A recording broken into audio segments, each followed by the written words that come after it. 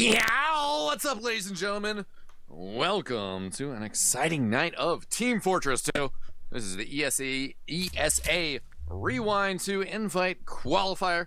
I am your host, eXtine, and I am not joined by Dreamboat. The Dreamboat has sailed off into the distance, hopefully not lost in the land of Australia, like in Oceania somewhere floating around. Hopefully we can all find our own personal dreamboat. The silver lining in the sea, I guess, is that you guys got me all by myself all night. So yeah, that's almost maybe as exciting as the Team Fortress ahead of us. This should be some good stuff, and let's get started talking about that while we have some time in the pregame here before this match gets started. So we have Ascent versus Velocity, and we are picking this up in action due to some server issues last night. And Ascent right now up 1-0 on the map count, and also up 2-0 in this map in progress. 10 minutes have been taken off the clock. We have 20 minutes remaining to throw down on Snakewater, and we will get a third map if Velocity can turn it around. We are then going to progress in our bracket. We're going to stay in the upper bracket, and we are going to watch the winner of this game taking on SVIFT, global TF2 powerhouses SVIFT. We will be excited to see that, and I will be sticking around for that match. Then we will be having probably a little bit of a caster switcheroo. Hopefully a Dreamboat or somebody else will land our way. Somebody rows on in to save the day. And then we will be going into the lower bracket. One of the rounds will be played simultaneously with that upper bracket finals, but we will get back down to that lower bracket. Getting back to the match at hand, Ascent and Velocity. Our rosters today, Ascent is going to be Corsa, Slemnish, Mela, Marmaloo, Bodonsky, Nursey, holding it down on Medic. And then for Velocity, it's going to be Shamu, Nuck, Showstopper, Kryptonite, Jarrett, and Bear. They got a couple aliases being rocked all over the place, so we're just gonna have to hang with that a little bit. That's just kind of the modern world of video games, right? Definitely excited to see these guys throw down. We have 2 spots on the line tonight to get guaranteed into that invite bracket. So pretty important stuff.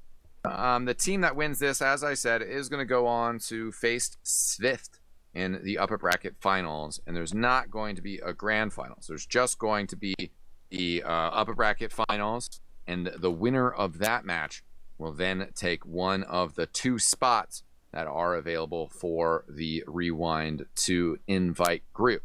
Now, the second person who will be decided will be the person that makes it through that lower bracket finals. They would have theoretically made it into that grand finals, but that theoretical grand finals is pointless because there's no really impact on seeding, and all that stuff will be handled differently at Rewind. Of course, the teams that don't quite make it to that position will still have the opportunity to make it into the grand finals of ESA Rewind, because how that's going to be held, excuse me as I burp up some coffee, at ESA, there's going to be an open tournament on the first day, Friday morning, kicking off early. So you gamers better not party Thursday night if you're looking to show up and compete. So starting on Friday day, there's going to be an open bracket at the ESA Rewind land, and teams that battle through that, I believe it's going to be 4 teams are going to be capable of battling through that, and then they will join the invited teams, which will be Froyo, 7, and the 2 winners of our qualifier. So that's going to be ridiculous. That event is going to be ridiculous. I'm super excited for it. I hope you guys are super excited for it. It's February 16th through the 18th. Head over to esportsarena.com for more information. Ticket sales, that open bracket tournament that I was just talking about did sell out quite swiftly. And, I think Wade is still trying to move some things around and make some people happy. And I know the Burnsiders are still, you know, trying to figure out all those details. But Rewind 1 was awesome. And Rewind 2, the whole weekend is going to be awesome. After that open tournament wraps up, there's going to be plenty of opportunity to get a bunch of TF2 in with, you know, computers and being available to purchase tickets to hold down some computers. Everybody's going to be wanting to play a bunch of TF2. And of course, the tournament itself is going to be banging. You know,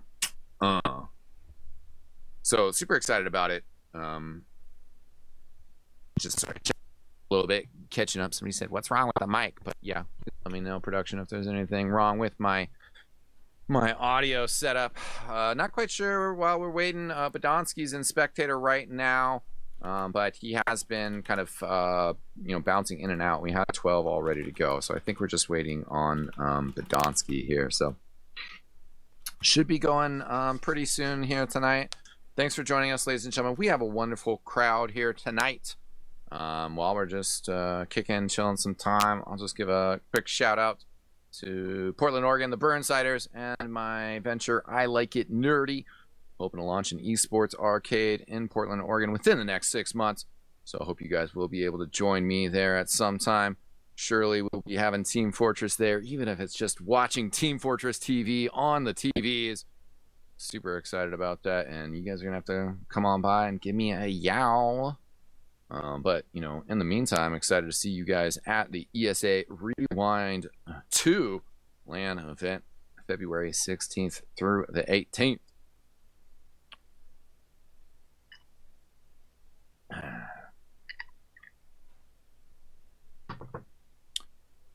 Shout out to all of the people over at Team Fortress TV who've been just doing a great job helping out the overall Team Fortress 2 community, and particularly helping out with this event. TSC helping with the servers, Corn Pop doing some adminning. Not always the funnest, prettiest of jobs to handle, but huge shout out for him for helping with that. And also a huge shout out to Uberchain, Jazzbot, Dashner, bunch of people that have just been helping push things forward. All right, ladies and gentlemen, welcome to our match. I'm your host, eXtine. Yow! We've been hanging out for a while, so I should have started off with that. But either way, Ascent versus Velocity. We are live right now. Ascent up 1 map in this best of 3, but also up 2 rounds. We have 20 minutes on the clock. And our first middle fight starting out here. Mela taking the right side with Slimnish. Slimnish, one of the first forward. Marmalou gets a kill on Showstopper. Bomb coming in from one of our Velocity soldiers. But Nursey staying alive, and 3 players for Ascent. But this is not necessarily going their way. Of course, is standing strong, though. Takes out Shamu. The other scout for Ascent trying to get in here, but Pete is going to have to back up here. They're with Fire Truck.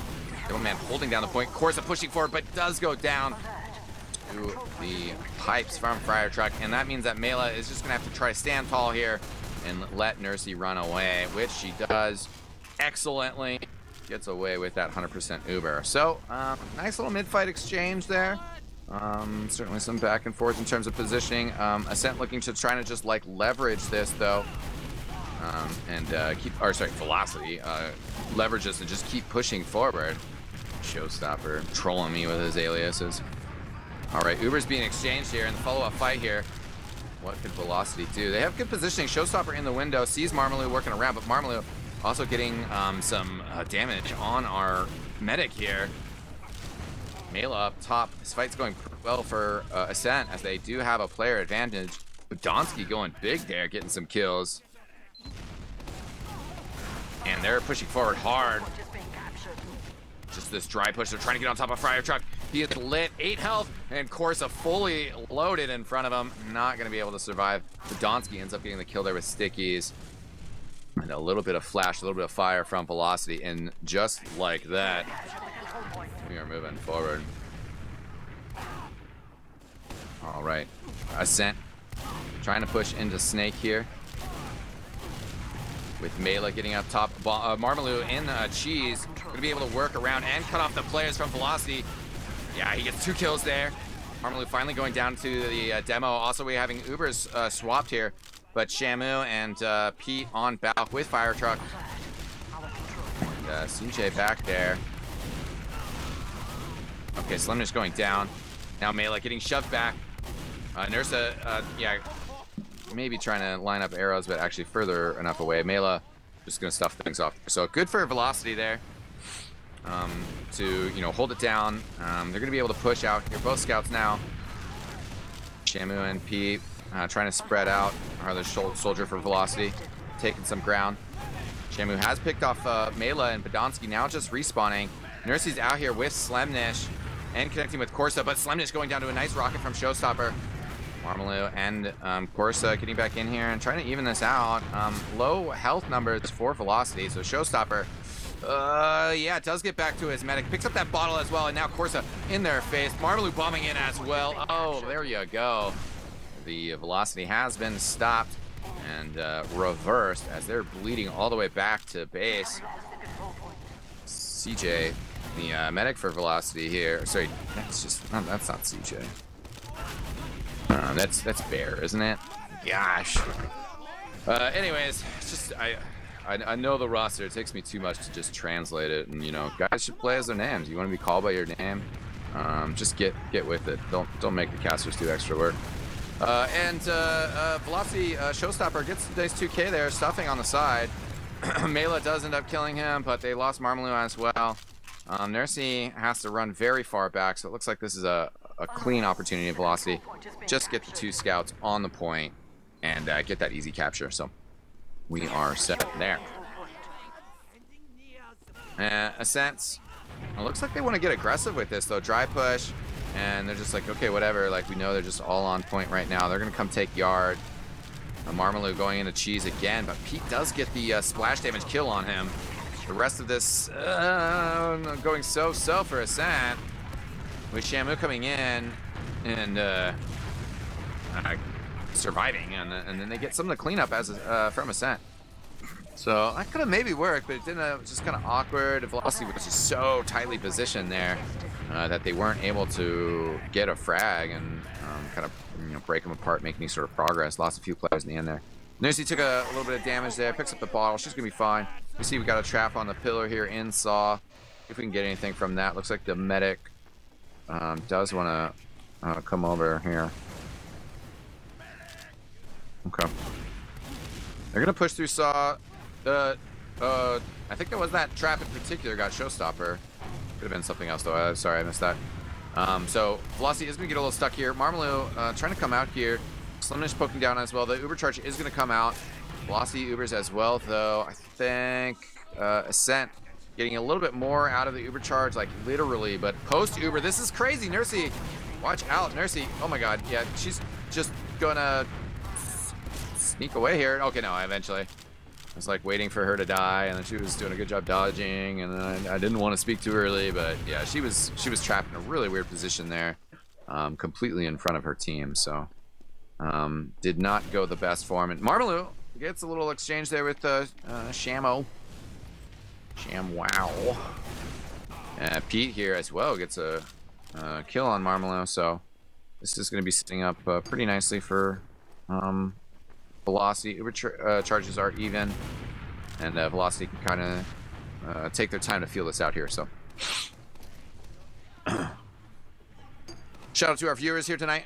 We got a wonderful crowd forming here for what is an awesome night of matches. This game itself definitely has stakes to it. Neither team is going to be eliminated in this match or the next match I'm casting, but the next match does decide who one of our 2 teams is going to be. So there's kind of a more direct, safe path if Ascent can just take this match here. And considering our clock on our display is actually 10 minutes fast, because there really is only 13 minutes on this clock, with Ascent already having a 2-0 lead. So our scoreboard in-game might display at some point 0-0, but Nicell on the production tonight has the 2-0 up top there. So Velocity at some point here might have to start sweating the clock, but there is plenty of time ahead of them. And our spy there, sorry, I'm like eyeing all sorts of other stuff. Our spy for Velocity doesn't go down. I was just like watching behind the Uber, waiting for them to move forward, but they were letting that spy of theirs try to get in there. Looks like they forced an uber charge here, and their utility player is gonna respawn here back on Scout, and they haven't popped the uber charge yet. But okay, do end up using it to save the soldier. He's gonna be able to trap out Badonsky with some nicely placed rockets. Nursey gets away and does have a Scout. Slemnish, or no, that's a Corsa with her. Slemnish is behind, but this is maybe one of those situations. Yeah, he was on the point, so I actually know for sure that he was coming from the point. They're gonna call him out from yard, double team. Slemnish, what you got? What you got, Slemnish? Okay, he's got one. That's something. And you know, for sure, if you get trapped behind like that, that's something that you know, you can just end up being behind for way too long. So it's good that he got one kill out of that. Corsa has gone down as well, and with the worse respawn timers, now as you know, our velocity team has been waiting here. Fake charges being called out, and Badonsky trying to work through Shutter here. They faked that call, so I think they figure, okay, if we fake it out, we can maybe get a little bit more space here. Now they actually do have it, so maybe it was the fake that worked, or maybe they just knew that their kind of window of pushing was running out. Velocity getting back here, but they do stuff Marmalou, and in response to that, Ascent going to at least back up to Shutter. They might, okay, they might still see if they can get something here. Showstopper and Slemnish fighting in the bottom, but they get a kill on Slemnish. All right, Slemnish gets the kill, and also picked up another kill as well. So now, once again, Ascent feeling the impetus to push out here. Our Scout Shamo jumping around. The Uber popped on him expertly timed in order to keep him alive. Our medic for Velocity, which again, I know Bear and Nuck are two of the players on here that are not actually represented in names, but don't necessarily want to mix them up with who's who. But Velocity getting some work done in Ascent. May have just given up the round after being really cautious about how everything was progressing. But could Marmalou come in and get a back cap? That's the only chance right now. He's jumping in. No, okay, there's 3 players here. No respawns yet. And what a wonderful first round. Thanks for the positivity from chat. You know, Twitch chat always positive. Always got positive people in Twitch chat. That's how it goes. And they should be positive, because right now, Velocity trying to come back 1-0. Well, 1-0 on the scoreboard. 2-1 is the overall score. 1-0 the map score. But that's how they're starting this rolling, is by getting a round on the board, making up that deficit. And Mela jumping up here. The Scout Corsa also getting stuffed. Slemnish in the kitchen, picks up the bottle to survive for a little bit. Now maybe can he get a kill on Fire Truck? No, but Slemnish does get away. In the meantime, Showstopper and the other soldier down for Velocity. Pete is down, the medic is down. And the 2-round difference might get brought back into place here. Because that was a pretty awesome mid-fight for Ascent. Badonsky setting up some traps on the left. But just going to back off from that, maybe let those develop later. Mela poking down low. Might have heard that sentry gun from that distance. So. And looking like they want to poke now from the right side here. We're gonna come in, Ubercharge Sentry, Ubercharge Scout, Corsa, and with Badonsky, just a little bit of damage needed to get that sentry gun. Sticky's still on the point, haven't been cleared off yet.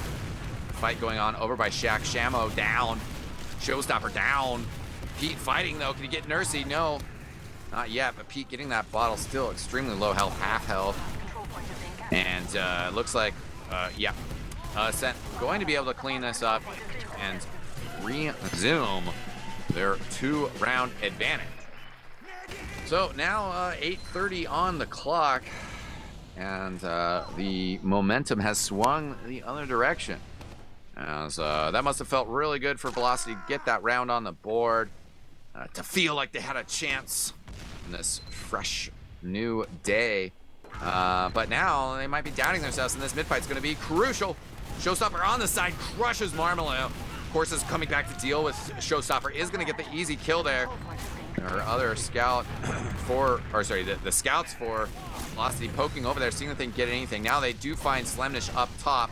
Male getting the kill on Pete though, so it is an even exchange. The soldier thrown in the air, barely surviving there. Mela coming around though. Oh my god, the arrow saving that soldier. as Mela hit him with a rocket. He got the arrow right beforehand, and now the medic for Velocity goes down. Nursey fighting with Corsa on the point. She's got full health though, so should be no problem. Yeah, and they're just cleanup time. Showstopper trying to get in here, but again, Mela, Nursey standing strong, not having any problems, holding on to that Uber charge. Well, hey, I've parachuted in here. eXtine. What's up, Marxist? Not much, but I figure I can help give your voice a little bit of a break. The eXtine solo cast did take me back. Yeah, right?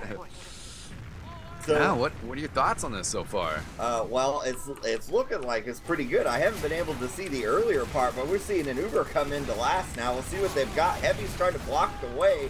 Finally going to fall. That's Showstopper.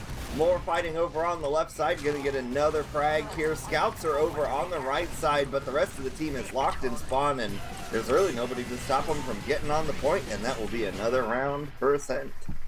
Yeah, Velocity just had to resort to like leaving stickies on the point and backing away from it. So yeah, Marmalou just like tucking in there, knocking them away real quick.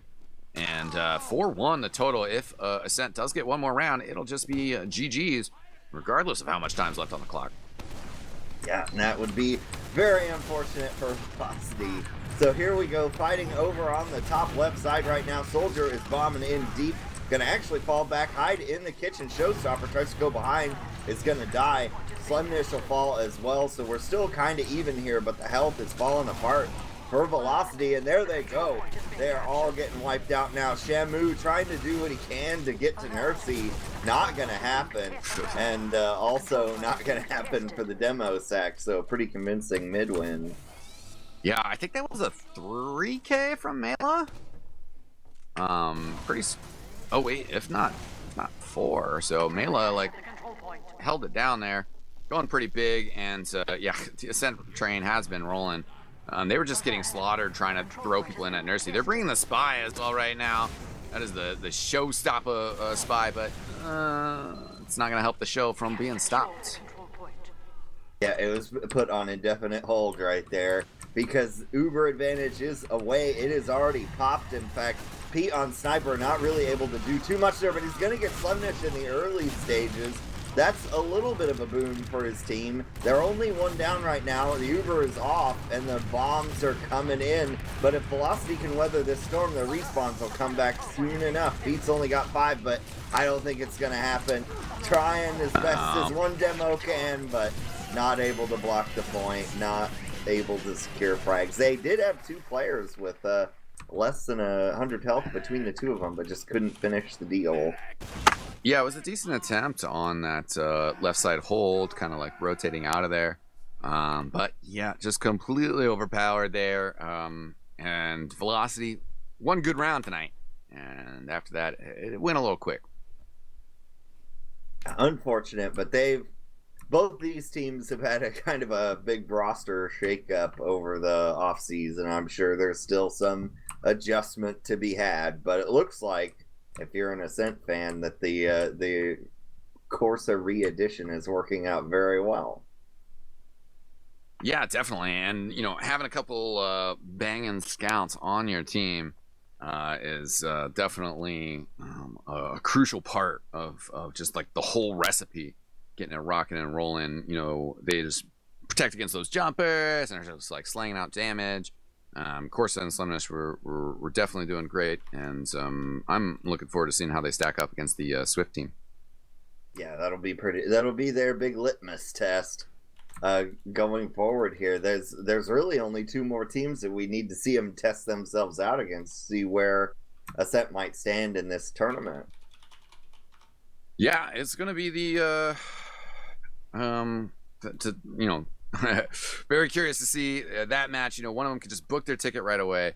The other team then will have to wait in the lower bracket, and we're gonna play that first round simultaneously, and then definitely gonna be a fierce struggle between, you know, Velocity and whoever ends up between losing in this next game. And, you know, Velocity still has some other teams they have to fight through in the lower bracket if they want to get another chance at it. Yeah, the loser bracket is a way back into the tournament to get back to the top. But if you make a mistake, or you end up playing a team on a map or a series of maps that you don't like and end up not having a good time of, you can always get back through it. But you end up having to play a lot more TF2, so it's it's an endurance test as well for your team once you get knocked down there. But not all hope is lost. Yeah, mental fortitude, an extremely important part of esports. And when you're facing somebody like Corsa, who's just like slanging down over 400 damage per minute and getting 21 kills in that match. Mela also went really big, 14 kills, 10 assists, and only 6 deaths. Besides the medics' lowest deaths in the match. Yep. And Mela was here last night casting, so multi-talented. Yeah, he was prepared for this, so good to see.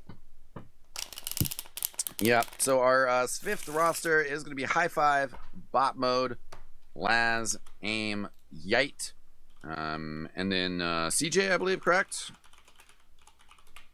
I cannot confirm. Okay, I'm reading off of the thread that Lucrative was the one who posted this. He said CJ or 404, but I was under the impression that 404 was not attending. But I could he could still maybe step in for this qualifier. Yeah, well, we do not know yet, so we'll find out. And we as of yet don't have, to my knowledge, the STV for the next match either, so we got to work that one out too in the meantime here.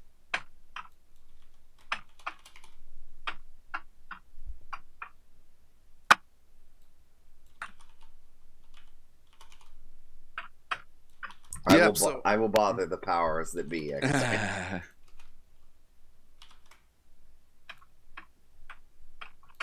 Yeah, so thanks for joining us, ladies and gentlemen. We're definitely in a little bit of a holding pattern while we are waiting for our next match, our next STVs to get rolling here. So hang tight, but more TF2 action ahead of us.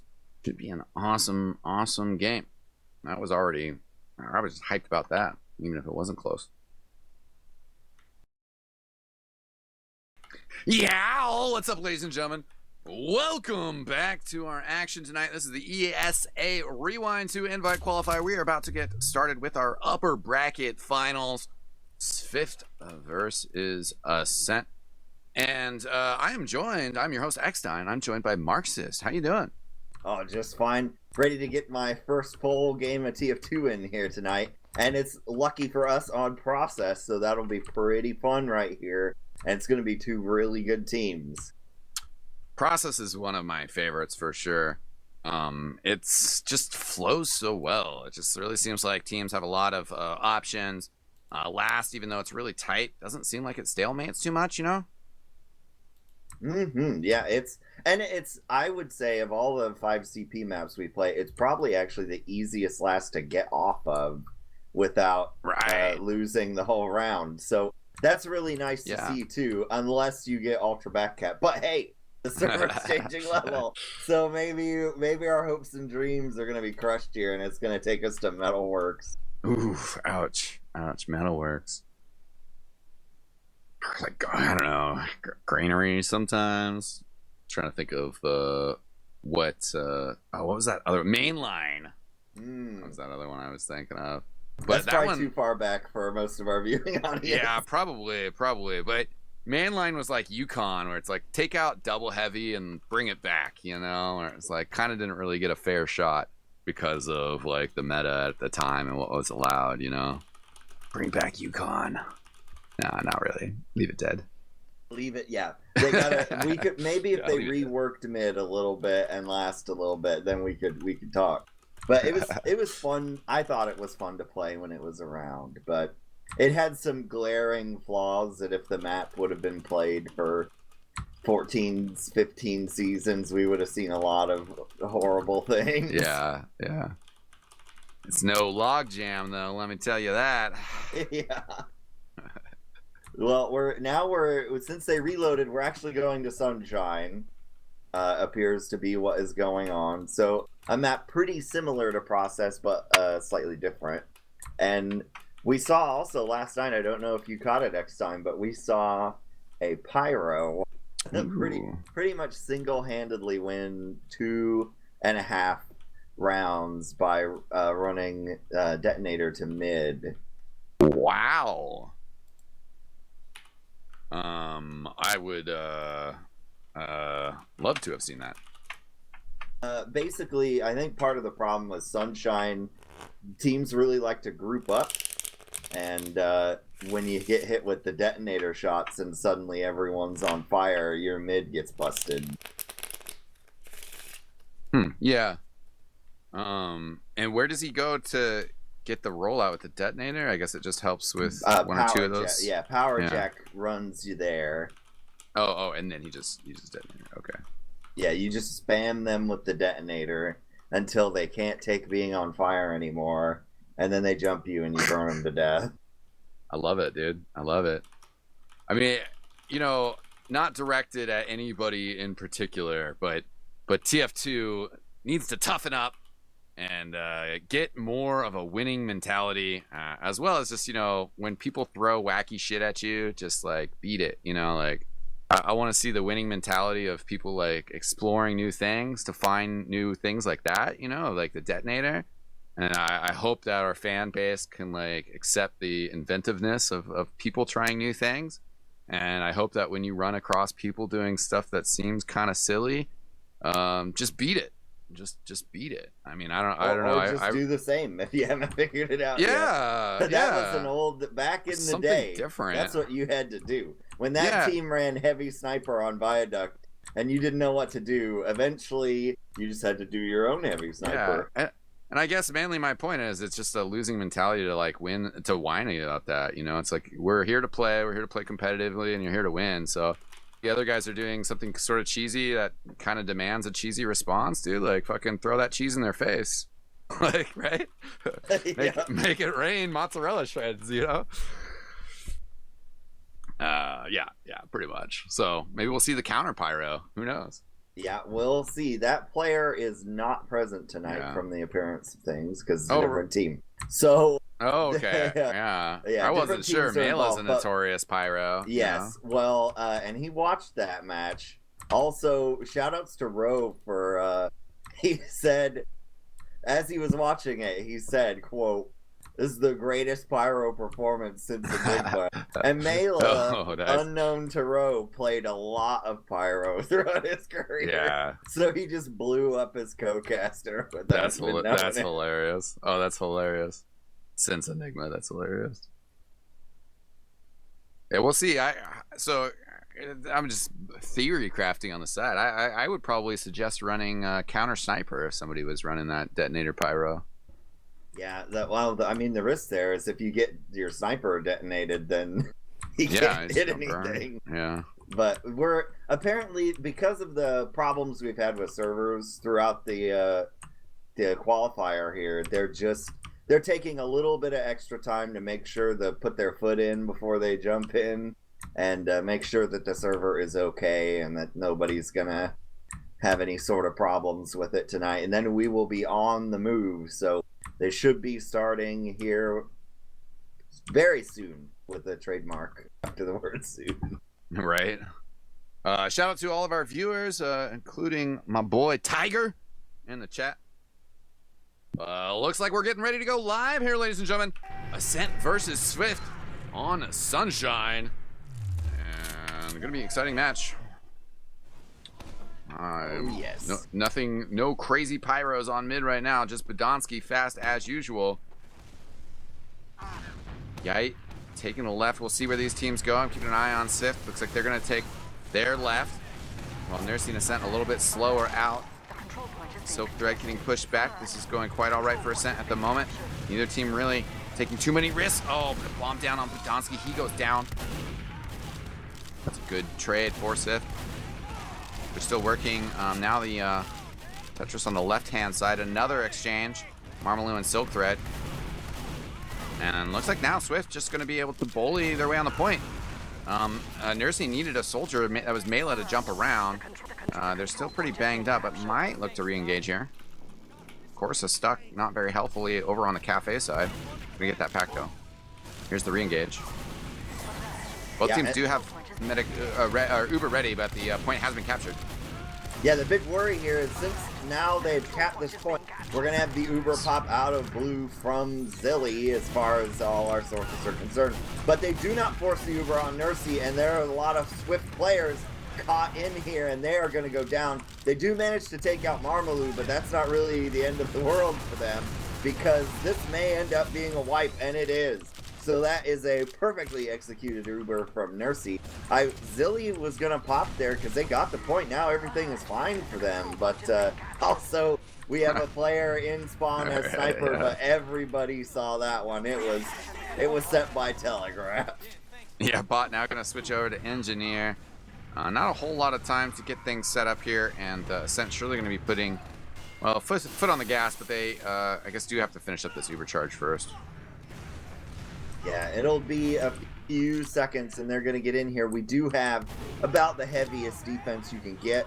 Level 3 gun. That gun was built in record time, like an IndyCar pit team. And now they're coming in with the Uber. We'll see what they can do here. They're going to kill the 7th player straight away. Trying to lock players in spawn. They've already got 3 kills, really, overall. Players put pressure on the point and die. That was Corsa, surprisingly, but Badonsky gets eaten up by whoever Silk Thread is. If it is really Silk Thread, then cool. Marmaloo and Soldier Friend Mela are all that's left, and they get wiped out there. So finally, solid defense here from Swift. Yite coming through big there. Getting at least 3 kills from what I can tell off the console. Corsa now getting shoved back as they were trying to re-engage. So Swift, charging their way out. And was definitely a difficult defense with that full Uber charge coming in, and didn't really get anything out of that sentry gun. Mela bombing pretty far forward here.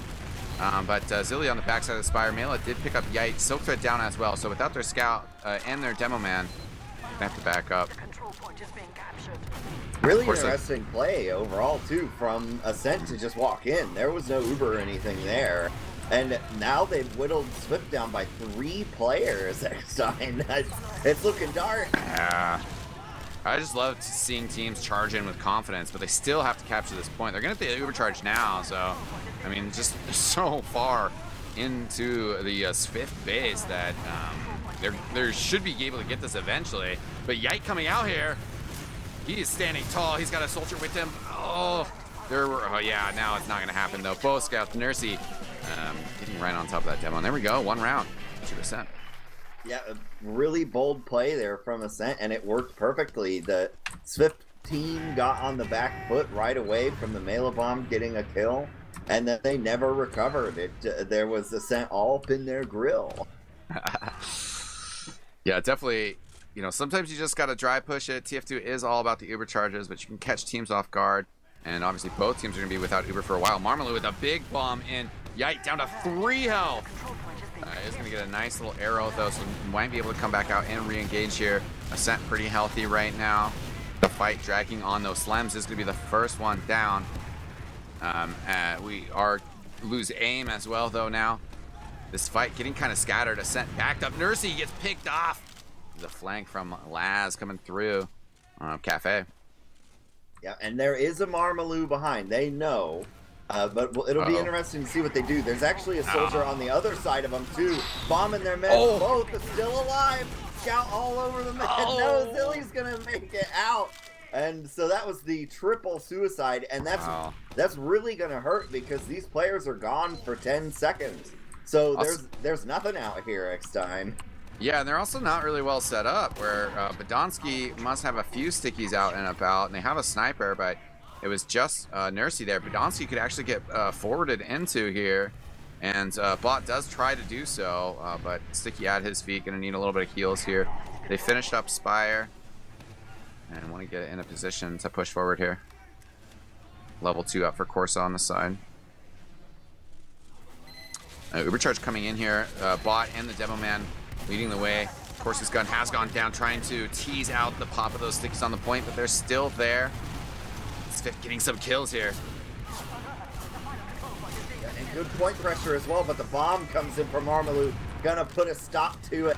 And there's also still soldier action on the side from Laz, gonna get thrown up, but still get the kill anyway. The Uber comes off, but it's not able to get on Marmalou in time. So now Nursey is just standing on the point. Scout does come out from Corsa, and that's gonna cause everybody to run away. You don't want to Uber Corsa running at you. Yeah, that was a pretty close exchange there. Silk Thread was weak, and I think might have been asking for an Uber. At least they just could keep the get the heals there to keep Silk Thread up, and then that's what started kind of unwinding for him. It was close on that push, though. Yeah, that was a tight defense, but Ascent, they are at slight Uber disadvantage, but they're perfectly contented to stay back here at last. We have Slemnish playing the builder guy, putting up his seventh player. I don't see any other off classes though yet. Corsa is a notorious sniper, so I'm surprised they're not bringing that out. But the Ubers popped eXtine. Yeah, right on top of Nursey. Nursey does pop in exchange. The sentry gun still up, kind of tucked away on this corner. I like that. Laz and Aim have gone down. This could be a decent push back opportunity for Ascent, but Corsa getting picked off, so that's just a little bit less power for them. Aim getting that respawn. Podonsky on the point. Yite has gone down, so Swift without their demo man. Silk's Thread kind of on the side, trying to get in on Nursey. Nursey's going to be calling for help. Teasing out that Uber saw and the arrows. There's only Mela and Nursey up though, as Swift charging forward. There hasn't been a recap of Spire, so Last is open. Last on the point. Oh, Corsa getting the kill though. And now, yeah, Corsa standing still to get some arrow healing. Corsa on the point, but gets chewed up by Aim. I do have Podonsky back out on the point here, but it's just Podonsky, two more players. Respawning. Swift needs to cap quicker than this. It's not going to happen, though. Not enough pressure on the point. Yeah, not fast enough to get everybody moving there. They had a really good sort of whittle down attack, but we see a lot of players still in lobby going for that back cap. Yeah. Or some kind of shenanigans, but it's not going to happen. It's going to put him 2 players down, and Nursey has Uber here, or is going to have Uber by the time they really get out here. And that with 2 players down, you can't run a sack or anything, so they're just going to have to leave mid here and give it up to Ascent. They might even have to, I mean, they are going to get the spawns, but they're still going to have to play second extremely defensively with the Uber disadvantage that they have here. And they're backed by Shutter. Zilly throwing out a spam arrow R2. Uber charge just popped. They're gonna try to run Corsa in, but they're just not gonna be able to find the mech. And I don't, you know, who am I to argue with Rewind, these Land, great Champion, players. Yeah. But yeah, I think that's part of that's a miscue. This team has 3-ish, 4-ish, depending on how you want to count new players relative to last season, and so it's those miscues like that are going to happen, but we're going to see a great moment here from Swift. They want to come out with this Uber advantage that they've got. Oh, okay. That's definitely a misplay. Losing Slemnish there. Marmalou and Mela trying to get on, I think that was Bot, but not able to get the kill. Marmalou now going down. Mela fighting one-on-one, but Laz gets picked off there by Mela. Things kind of re-evening back up there. Nursey is going to be able to get the Uber charge, so definitely in the end, that whole circumstances around Spire ends up in the favor of Swift, as now they're back in control of Spire, and it's Uber versus Uber. Yeah, the spectacular thing for them there is normally you're going to have to pop that Uber at some point, but they held it all the way through and weren't challenged, so now they give Ascent a really hard job here because they've got to figure out, in general, how to force this Uber. It looks like Marmalou was going to try to do some wacky series of jumps there out of Cafe, but ends up just going straight into the ceiling instead. Yeah. And so no sack. He might try his chance over from the valley side. Looks like Slemnish is the one who's going to be able to get a little penetration into the territory of Swift. He drags both scouts back.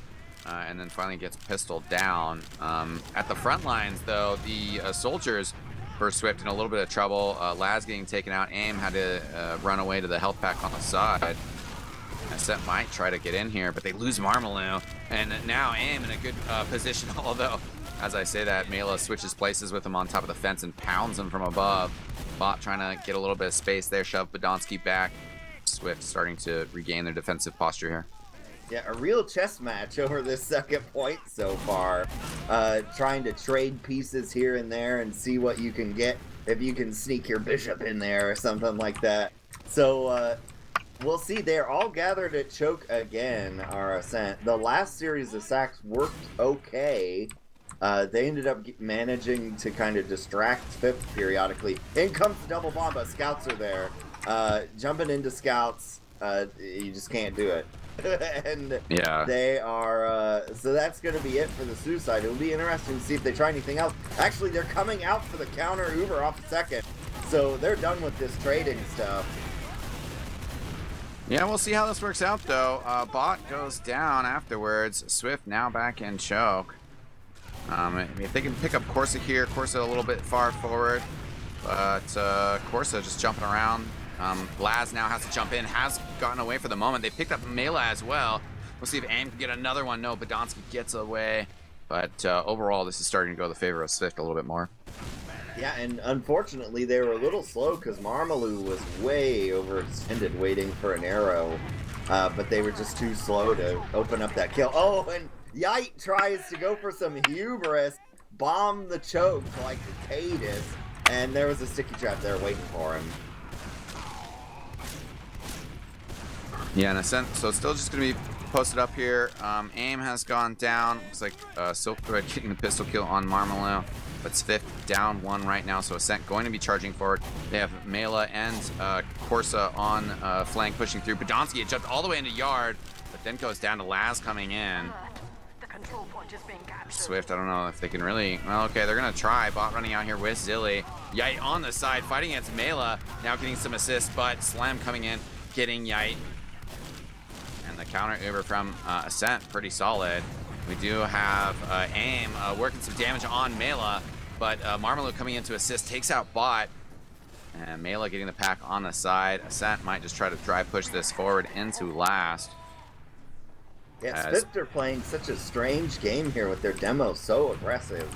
But, I mean, so far it's not turning out to be a disaster, but they are in here now, ready to push this last. And we're seeing a lot of frags go down onto Ascent. It was a great defense. SVIFT, they do lose their med, but they wipe those Ascent players. And they're going to get second, and they're probably going to get mid. We have secured the control point. Yeah, so that's a good flip for him for sure. You know, starting to get some more momentum in this match, just kind of as these engagements go on, and they continue to whittle away at Ascent. And now they're, you know, taking that flip-flop, that seesaw is now on their side. So they're in great position here at mid. Of course, as I glorify them, Ascent trying to come in here and stop this action. I like Laz's position from the side. They're coming in double. Rocket synced up on Nursey. Not a perfect sync, but gets the kill. That means that Corsa and Badonsky so weak. But at the same time, Mela had full health and was able to just kind of project this shield and shove away Swift with just confidence. Corsa getting picked off now, but Mela on the left-hand side. There goes Bot. It's tough. It's tough. They're going to have Azili running away. Yite is already on the move forward. So unfortunate series of events there. They let Ascent in to mid, and they did a lot of damage, but they didn't have good focus fire. And as a result, there was a lot of hurt Ascent, but not much else. And now we see a Laz kind of sack out here. They do have Uber advantage still yet, does SVIFT. So maybe that was sort of a probe there to see what Ascent were kind of thinking out there, and they were thinking hard defense. So there was no push to be had without sacrificing your Uber. Yeah. So they're being able to take their time to figure this out, rotate their buffs around, try to find those sticky traps as they walk in. I wouldn't mind knowing where those were. Yeah, we'll see. They're still kind of kicked around here. Silk Thread, or whoever that is running engineer. There is a fight down the left side. They're going to rotate soldiers in. It's 2009 next time, but it doesn't get a kill. That's great, Lionels. You know, sometimes old tactics are the best tactics. And they might be looking to move in on the left-hand side here. Marmalade does get kind of stuffed, so no real reason to go, well, okay. Now, of course, has given them a reason to push the foot on the gas as getting that pick off there. Now they're going to overcharge here. Scout running across. Nursey standing on the point. Aim coming back over with the bomb. The counter Uber coming in. Again, this is looking like a pretty solid defense from SVIFT. Yeah, and there are going to be at least... Oh, wait, never mind. Yeah. They over-pursued that. There were a lot of players trapped lower, and they really wanted those frags, and they ended up kind of getting ahead of themselves and had a lot of Ascent end up behind them. And now they're getting wiped out here. Zilly does manage to get a frag. It's going to be Uber Saw killed by Nursey. Oh, and then Nursey gets another frag. The 2K at last with 2 different weapons, in fact. That was pretty huge from Nursey because that was a real nail biter. Super close. You know, SVIFT has been showing awesome defenses, and once again they were just right on the cusp of holding that, just bringing players back in and keeping the fight going. Silk Thread just right at the end there, just couldn't quite do it though with Nursey and some awesome arrows. Marmalade got pretty aggressive onto Tetris right away on this mid fight, but didn't get a lot done. Feels like it's going SVIFT ways early right now. Yeah, there goes Marmalade now. Picked it off on Cafe side. Aim was maybe going to rotate around now, doing a 1v1 versus Corsa. Corsa picks up the pack. Aim gets away safely, but SVIFT has also lost Silk Thread. Nursey and Ascent feeling good about themselves. Going to be pushing in. 3 players fighting on the point with Nursey on the shack. Bomb and pressure coming in, but it's SVIFT losing both of their soldiers. They have an overcharge ready, but it's going to be 3 versus 5. Not all those players here for Ascent, but they're going to be shortly. Bot pushing forward aggressively, gets Mela out. And just trying to charge on top of Nursey. We'll see. Get the kill on Corsa. No, just go for Nursey. Oh my god, they've way overextended though. Yeah, they knew Nursey couldn't possibly have Uber, so they used that Uber to go in there, and then they really wanted to kill Nursey to keep the momentum going. Whoa! Yeah. Scout gets launched, that's Corsa. He got sent at the speed of light, and then Aim follows up and gets the easy frag, but again, Yite very far forward. But again, SVIFT don't care. They're 2 down. They're going to push in because it's sort of even, and they're going to end up making it even better for themselves and get all the soldiers that Ascent has to offer, and Badonsky. So again, oh wow, they keep going eXtine. They keep going. This is totally unexpected push. Yeah, definitely. Nursey kind of thankful to get a few of those shoves. Does get an overcharge up. This will be an interesting exchange now as Nursey's fighting Zilly down by the bottom of the lobby. There's a medic one-on-one. Nursey's overcharge has faded. Now with Corsa, she gets a saw though. And in the meantime, SVIFT has just gone down. And Aim ambushing Nursey. Nice kill. Not going to be able to get the double and finish off Corsa, but good pickup. Game is super tense. I mean, Ascent a 2-0 lead, but SVIFT feel right on the cusp of bringing it back and making it an even game. Yeah, and we see Silk Thread actually get launched that time, speed of light. But yeah, SVIFT are playing really, really aggressive right now. And it works really great at first, and then they kind of overdo it. And this time, they've done a ton of damage again to Ascent. Ascent's complete combined health was like 200 there at one point. But they did not have enough focus fire to actually secure the frags. Yeah. It does seem like it's just real close between these teams, and that's certainly where the difference is laying right now. Just coordinating that damage and having really clean fights and not losing too many people in weird spots. They can't help each other out. SVIFT has a little bit of an advantage here, but you know, it's really only 20%, which is pretty rough to utilize. It doesn't look like they're getting super aggressive with it right now. Yeah, which at this stage is surprising for SVIFT. They've done some really great stuff here. It's just they just kind of overdo it just a little bit. Yeah. And if they can calm that down, then they would have won earlier in this round. I'm convinced. So we'll see here now. Now this this comes in, they're actually going to go ahead and bomb. I was going to talk about the time limit, that we're somewhere around 9 minutes left, and when you have a 2-round lead and hold mid, you could just sit there. Yeah, it's definitely getting in that region. They chose to bomb Marmalou, which is a pretty safe decision. But Donsky kind of getting pressured from both angles, from Valley and from Choke. They're going to back up a little bit, and looks like Marmalou is going to be back up. And as you mentioned, Ascent going to be completely comfortable with things slowing down here. They lose Slemnish now this time. And Bot getting out here, getting super aggressive. Yeah, no. See if they follow that up, or no, they're just gonna hang back. This is the politically correct park the bus strat. So they're just taking this really slow. In comes a bomb. Oh there! yeah. And that is gonna force Zilly there, and this is a problem now because they are not gonna be able to get into Ascent, and Ascent are coming out of Cafe with this Uber. And there's not a lot Swift can do about it. Right. That was really a fantastic bomb from Marmalou. He's been showing great movement in his roaming tonight. And Zilly did, pop that Uber perfectly to not drop it. But just, of course, in the end, turns out into not the best situation for him. They have 2 players down, and, they are going to be tough to hold here.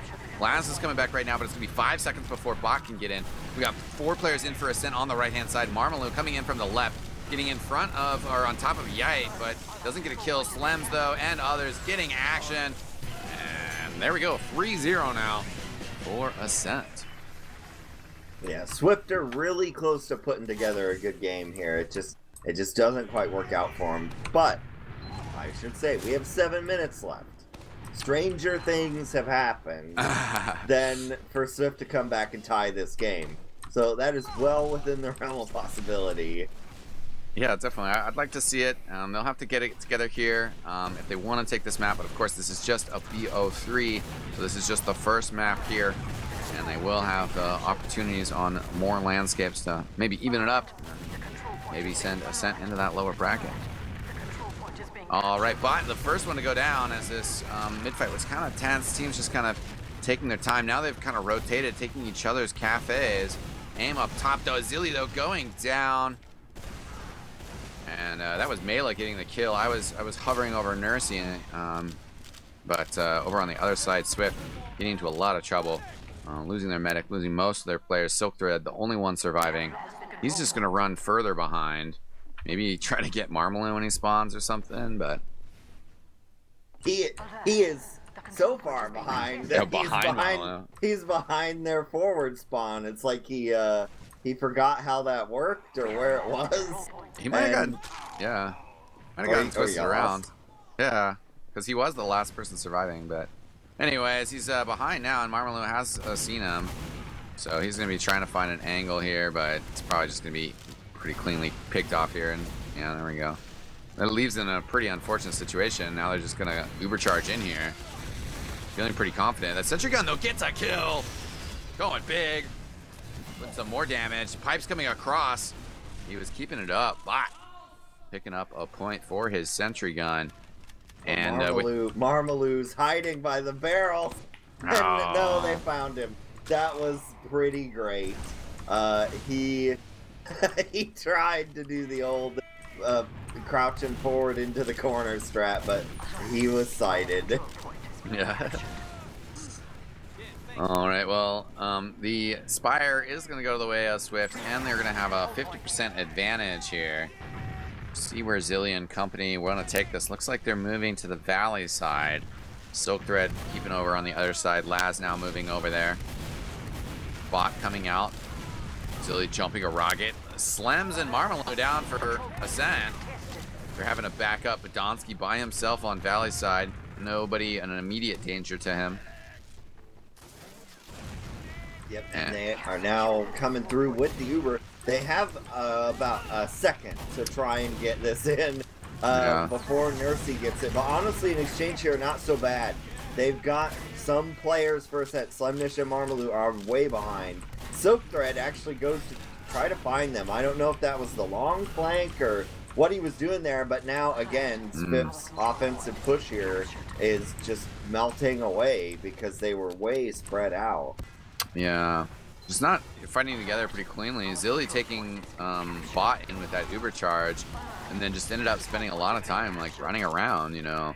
And when he was come back into the team, and you know, had a little bit of support in terms of like scaring opponents away, but they just didn't get any results from it. We got bot sniping right now. Definitely something's going to need to happen here to kind of slow the speedy ascent of Ascent here. Yeah, and well, bot is going on that sniper. I can't say as well known on sniper as Corsa, but or other players in the game, but still not bad. And we'll see what's going to happen here. They are breaking out instead the heavy, a more common strat here on last, but it looks like they're just going to go right now as Ascent. Can Swift hold on? And of course, they're getting an early pickoff on bot. Laz down on the low ground was getting damaged by Mela. The heavy weapons guy going to go down. Zilly back by Spawn. Yite still out here trying to hold strong, but no, Zilly's just going to have to run in desperately. Ubersol held up in the air. And watch that 4-0 go down. Yeah, I'm not sure there, but I think Zilly actually missed an arrow on that heavy. And that, I think that was their strat, was that you're just gonna let the heavy kind of tank damage and then arrow him, but I think one was missed and then the heavy disappeared. But here it goes, another last or mid for SVIFT and Ascent. Yeah, Yite out fairly quick that time. Ascent though now trying to take the blue Tetris. We have a big bomb in from must have been Laz. He's taking the clock tower now. And Mela heading towards bot. Zilly is able to connect with bot. I think hit a heal arrow there too. Soakdar working the side, bot getting some work done as well. Now Badonsky gets shoved to the side, but Badonsky did pipe down Zilly. Yeah, and at this stage, with a minute 30 left, we're in what the Europeans would call garbage time, because there is no way that Swift can come back to win this game. But they can try to get around just to prove a point. And losing Zilly there hurts that cause pretty badly. But I don't imagine that we'll see Ascent push out. Well, actually, they made a liar of me right away, eXtine, because they're coming out. Players love to do that. Well, and then they pause. No, okay. Or the server lags. We're not sure. Something happened. I think probably just a little lag there. Ascent with Corsa up top left, trying to push out onto the balcony there. Marmalou getting a kill on Yite, so that's the demo man down for Swift. Slem's out in the yard, now getting chased down low. Silk Thread and bot. Yeah, Silk Thread ends up getting the credit for that. 2 down for Ascent. Medics calling their charges, but that's a lie. It's all lies, both of them. And they're trying to figure out how to get this in here.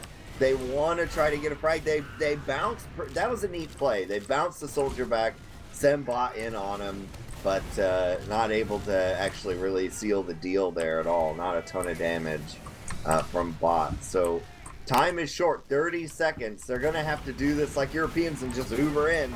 Yeah. And they've come in through the side here, but Nursey had the Uber prepared. Silk Thread and Zilly now having to escape out through dungeon.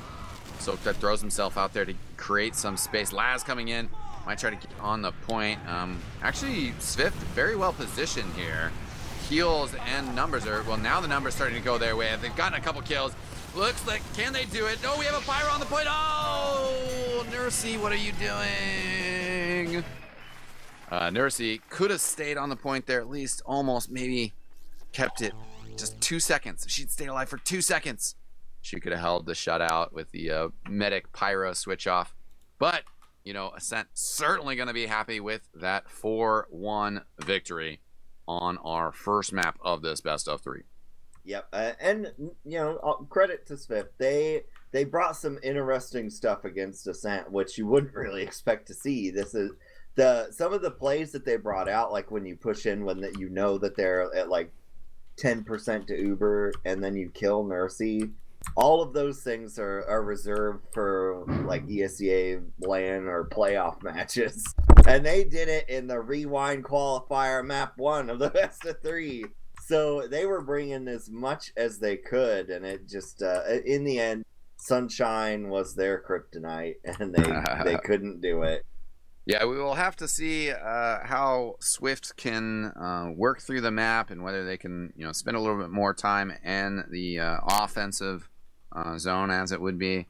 On the next map, I believe I saw that it was switching to Metalworks, but let's focus a little bit on discussing our logs here that we have in front of us. Corsa continuing as a top fragger. I mean, he was, that was a different opponent, but it was his match earlier tonight.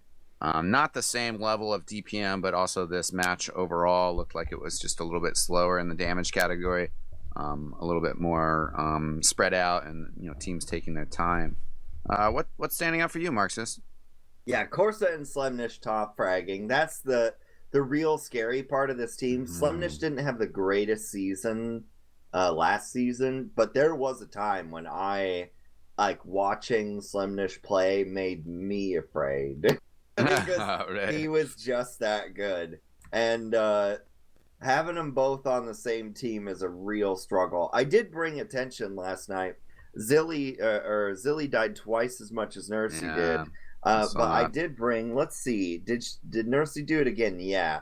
Nursey bottom damage taken, however, not by nearly as much as last night. Like last night, Nursey was taking consistently half as much damage as the next player.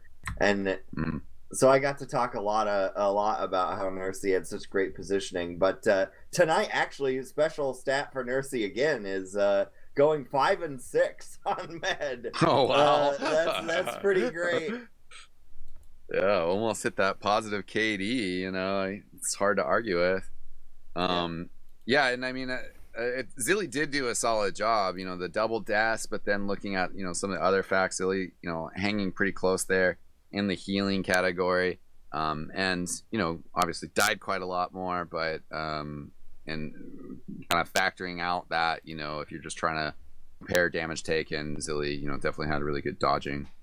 We would have expected that gap of damage taken to be a little bit wider, perhaps.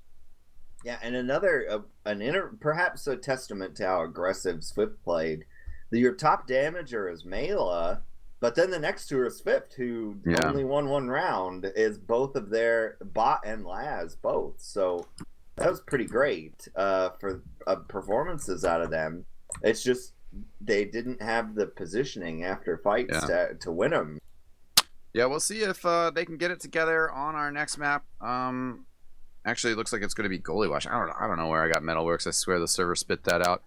Looks like we're heading over to Gullywash, and we'll have to see whether Swift, whether the problems were map specific, or whether their tightness and cohesiveness just cannot quite hang with Ascent tonight.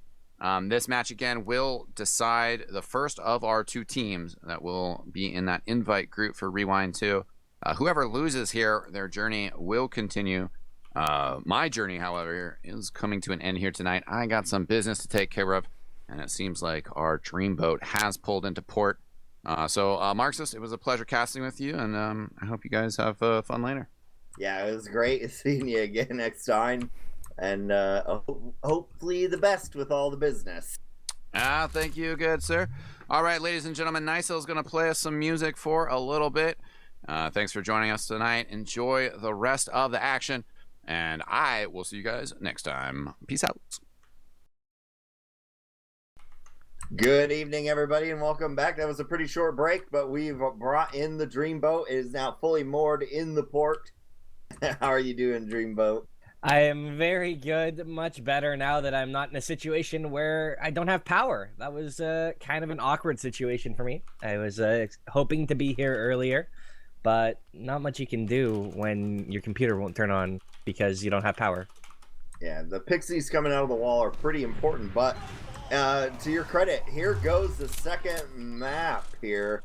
Ascent are up 1-0 in this series, and if they win, they're just in it. That's it. They're there. They don't have to play Friday basically at all. And the first mid is going down. Laz is going to get into choke there, do a lot of damage, die. And AIM is going to try to follow up and also die. Yike is going to get caught out in the little nook there by Banana. And then Silk Thread will fall as well. Bot has to die for his medic. The food actually gets a kill as well, though. And Zilly's going to make it back to last. Laz will save the day. So that was kind of an awkward mid in the sense that I'm not sure Swift actually hit anything. And because of that, what little they did hit, Nursey was just able to heal up, and it felt like all the damage that mid was on Swift, none really done to Ascent. So that puts Ascent in a very good position right now. They have that Uber. Granted, Zilly has his as well, but they'll be set to push in just as soon as second caps. Yeah, and they have Nursey standing in the classic stair spot. That was always my favorite place to stand as a medic. And we'll see what they decide to do, but Marmaloo's going to get taken off the plate by Bot sniping him out there. Bot had some sniper runs in the last game, and actually Ascent are scared. They just say, we're done with lobby altogether. Bot tries to go for the aggressive peak of his life. It doesn't happen, and now the Ascent are still out of lobby. Silk Thread, though, setting up that 7th player. It's full grown. Yeah, I mean, now it looks like Ascent are starting to poke and prod their way back into lobby, but man, Bot here is enough to kind of intimidate them, it seems. You know, one little pick was enough to get a huge amount of presence, and now there's another trade coming in. Mela swapping out for Laz. It's a little bit of a roamer duel, but Bot hits another body shot there on Slem, and now an advantage lost. Ascent gonna fall back once again. Yeah, now this is interesting because that's if Ascent loses a player, it seems like they just get out of there. And that's knowledge that you can keep for the rest of this game, or at least this round of your playoff, that they behave that way. We do have an Uber exchange up in the top left, but much like on Sunshine, SVIFT are just hanging in here, and the focus fire from Ascent is too much for AIM, and he is going to die. So in the end, it ends up being kind of like a sack play, but because they do have a 7th player, and they're trying to get this 7th player down. Silk Thread has to be really careful not to die to demo spam, but there's a person on the point, but they're gonna get 2 frags immediately, and I think that will end the pressure, Dreamboat. Yeah, I mean, Ascent chiming back in with some kills. They're making this a bit of a fight. However, dropping Mela there is absolutely huge for Swift. And they will, despite having 2 scouts, turn their tails and run. Except Slem, he's actually going back there. He might get this. Is this going to be a back cap? You bet it is. Slemnish with the first round for Ascent. Yeah, Slemnish was standing in the top left on the battlements, and then just waited for them to come out and just beelined it to last. And I don't know that there's really a great way to defend against that other than having someone come out of the tiny door. But having Slemnish fall on their head would probably be just as bad. Yeah, pretty much anytime you get point blank with Slemnish, it's not a fun time for anyone not named Slemnish. He's an absolute fragger, and I'm looking to see if he's going to do some work early on this way. There's a big bomb from Marmaloo getting right in on Bot. Picks off Zilly as well. That's a huge, huge play. They do drop Nursey in the set, so Swift, you know, not all is lost. However, a very strong mid again for Ascent. Yeah, they secured 2 frags, but one of them was Nursey, and that's, you know, good enough.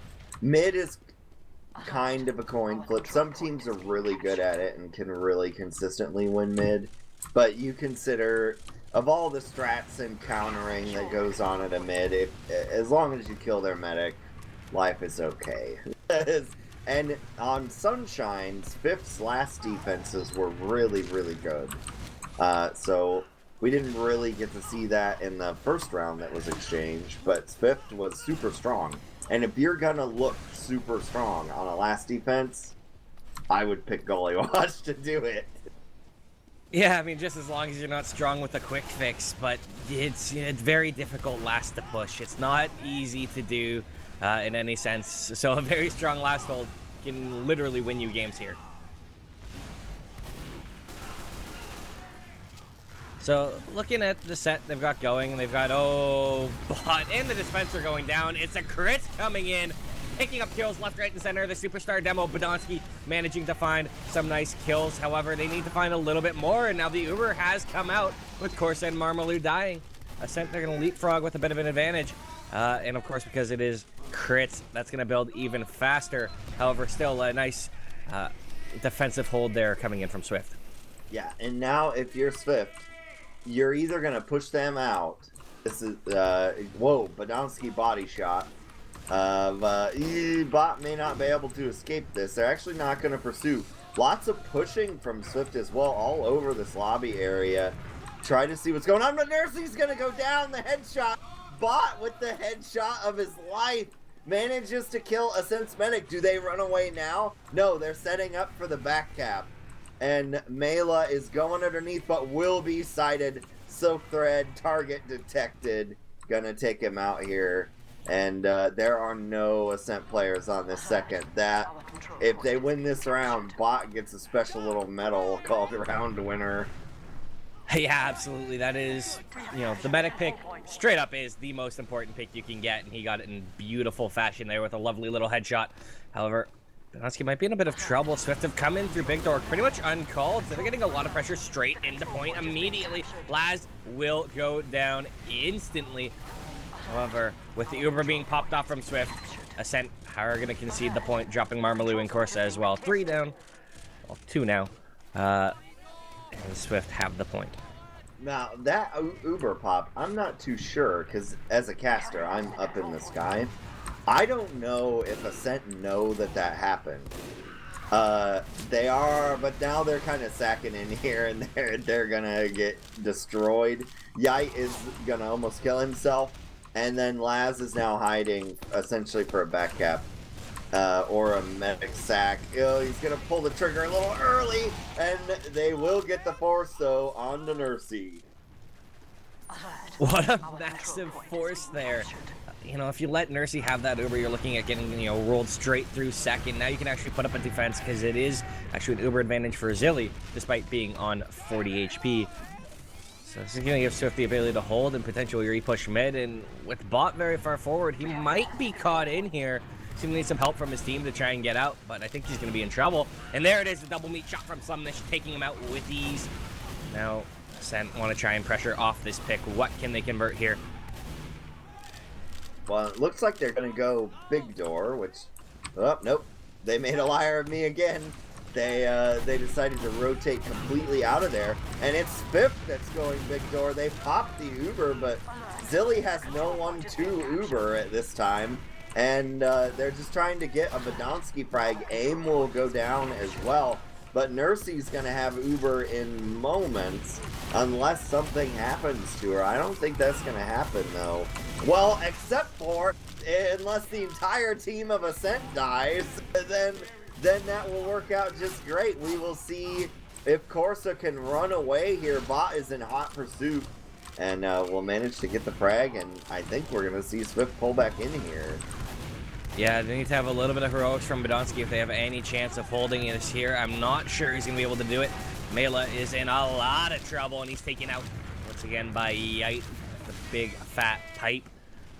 And yeah, sent backed off to second. Swift staying in this round, you know, with some very nice play.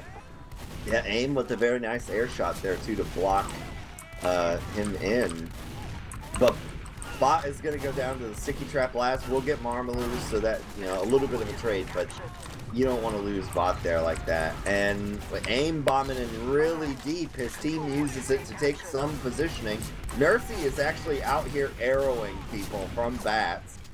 Falls down. We do have Slumnish trying to flank. Silk Thread will win that 1v1 with some help. Badonsky actually goes down now, though, and that will end it. We'll see. Do Swift force this issue, Dreamboat? They do. Yeah, they're running straight forward. Uber popped right off. Nursey is going to have to pop to try and deal with it, and that's just going to be the end of the aggression there from Swift. Going to try and bait and overextending, and they actually do catch Corsa going a little bit too deep, a little bit too greedy through lower, and that results in a nice pick there. Going to start to open things up as Swift, they're starting to move back in, and I don't think they know it, but Laz is under the point. Yeah, and they're essentially, oh, he did it too soon. Laz, I guess, didn't notice that his whole team died in the kill feed. And it looks like they're going to lose Zilly as well. So yeah, that unfortunately Laz should have been selfish there, which you'll probably never hear me say.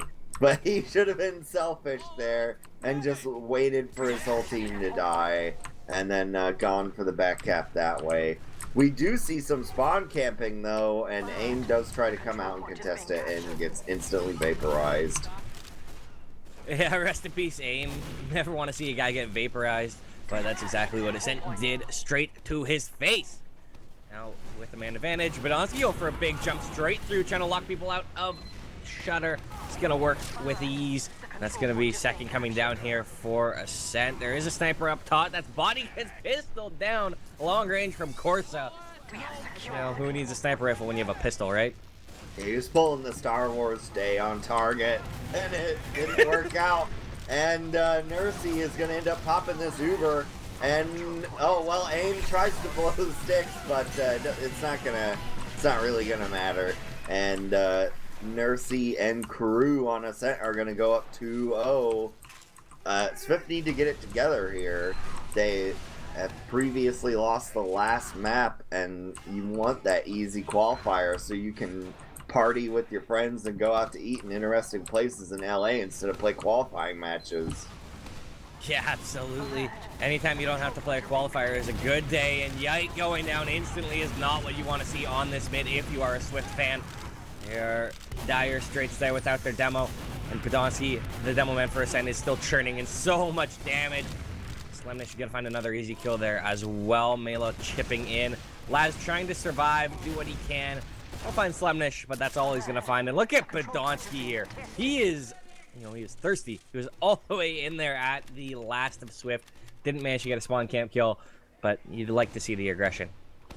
Yeah, and shoutouts to AIM there, though, who hit quite a number. I think 3 air shots at least that mid.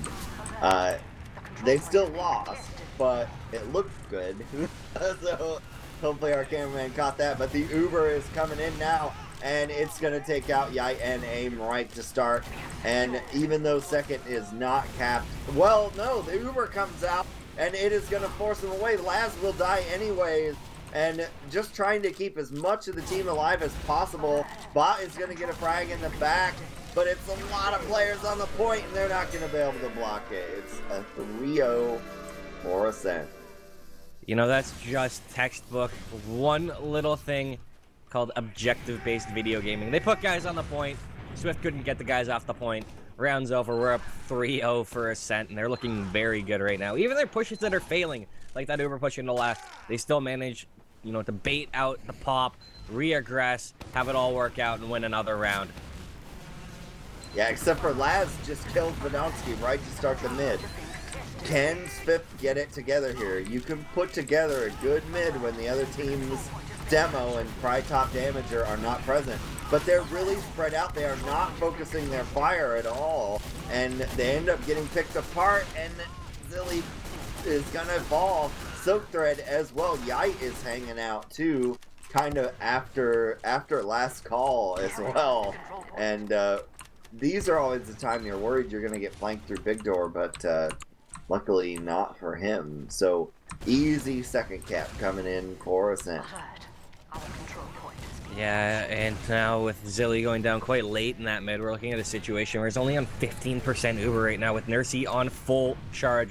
Seconds going to be capped up with these, and now this is such a crucial last hold for SVIFT. They need to hold this if they have any chance of coming back into this game.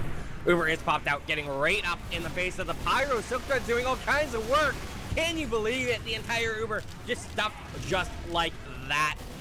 They're still trying to fight this. They've lost a demo man. That's not what you want to see. They are still aggressing though. The picks are coming their way.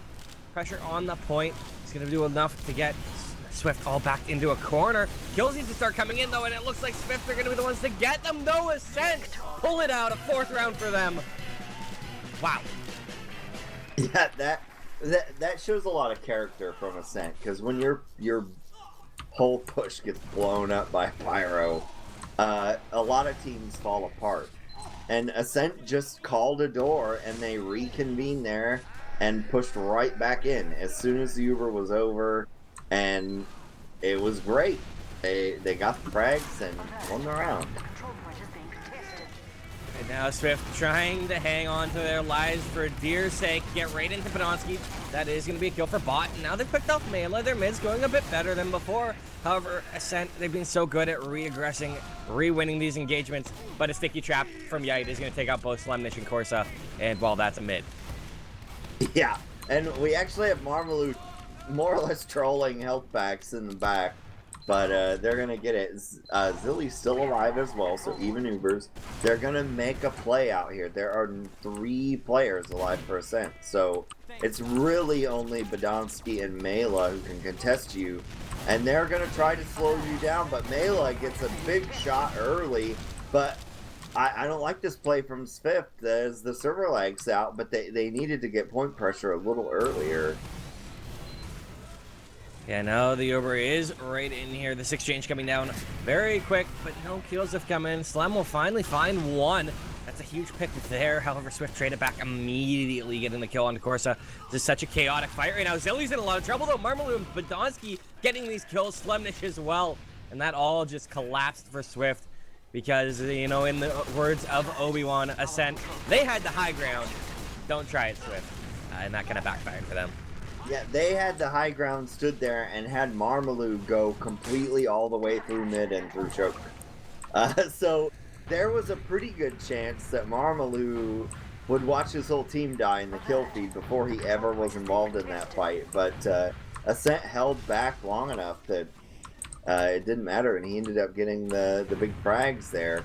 Over on the defense for Swift, though, we just have the bot pyro right now. It was impressive last time, but it didn't work. And we'll see if they can string anything more together as Nursey comes in with Uber Silk Thread trying to do some stuff, but he's going to get blown up by Badonsky's stickies. Laz is way far behind, going to try to get the force in the back end, but it doesn't matter because they've already popped that Uber, and they're right on the point. No one was there. 5-0.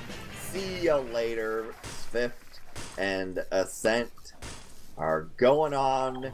They will be drinking and having a good time on Friday and watching everybody else play TF2.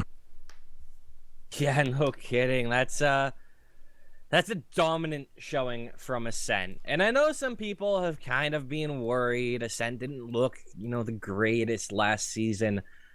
But man, oh man, if you wanted to see great TF2, if you wanted to have any hype coming into Rewind, seeing Ascent in a form like this is absolutely massive.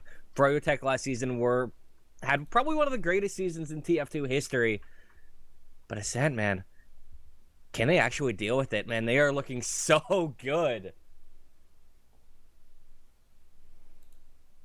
Well, I was setting up logs, but yeah, there is a match with Ascent that I want to see, just to see what's going to happen. But I've got logs here. Do you need them, Dreamboat, or have you secured logs for yourself? I have secured it in the form of I have the stream open, so they're up there now, and I can see it. I'm living dangerously, but wow. Tell me about some of these logs. I look at, you know, Melee sitting there top fragging in the server at 16 kills, 16 and 8, with a big fat 350 DPM. Talk about a dominant showing from him. Yeah, and it's a repeat of the tune from the last game as well, because Mela played great on Sunshine as well.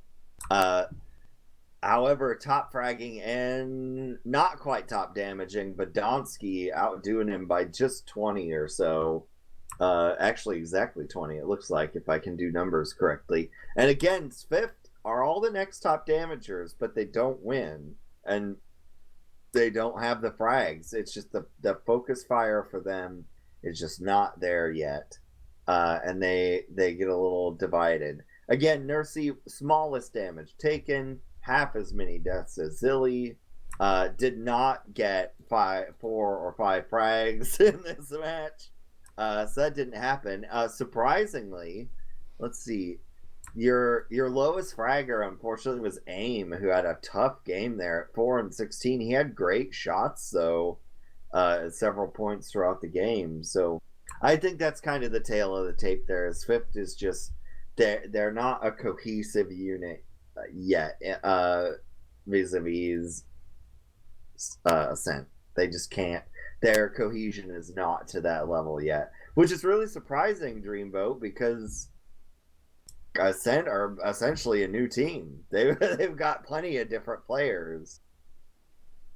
Well, sometimes everything just goes right and everybody gels, but the other thing to look at is even when players don't have the strongest DPM game, they still go huge for Ascent. They have that depth that, even while it's not statistically the most amazing performance, you look at someone like the bottom two players in the server for them in terms of damage, Marmaloo and Slemnish.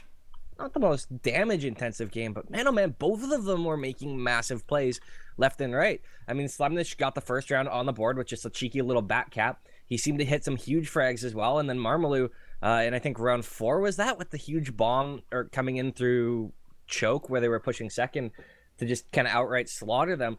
Even though they're not having the most, like I said, impressive damage-based games, they're still getting these kills, and they're coming with at a high impact time, and that's part of what sets Ascent kind of apart from the pack right now.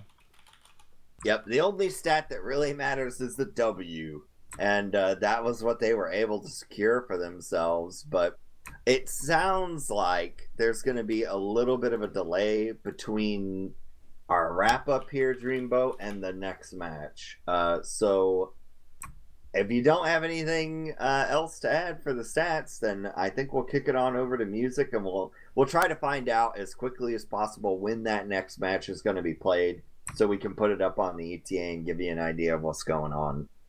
Sounds good. Enjoy the smooth sounds of DJ Nicell.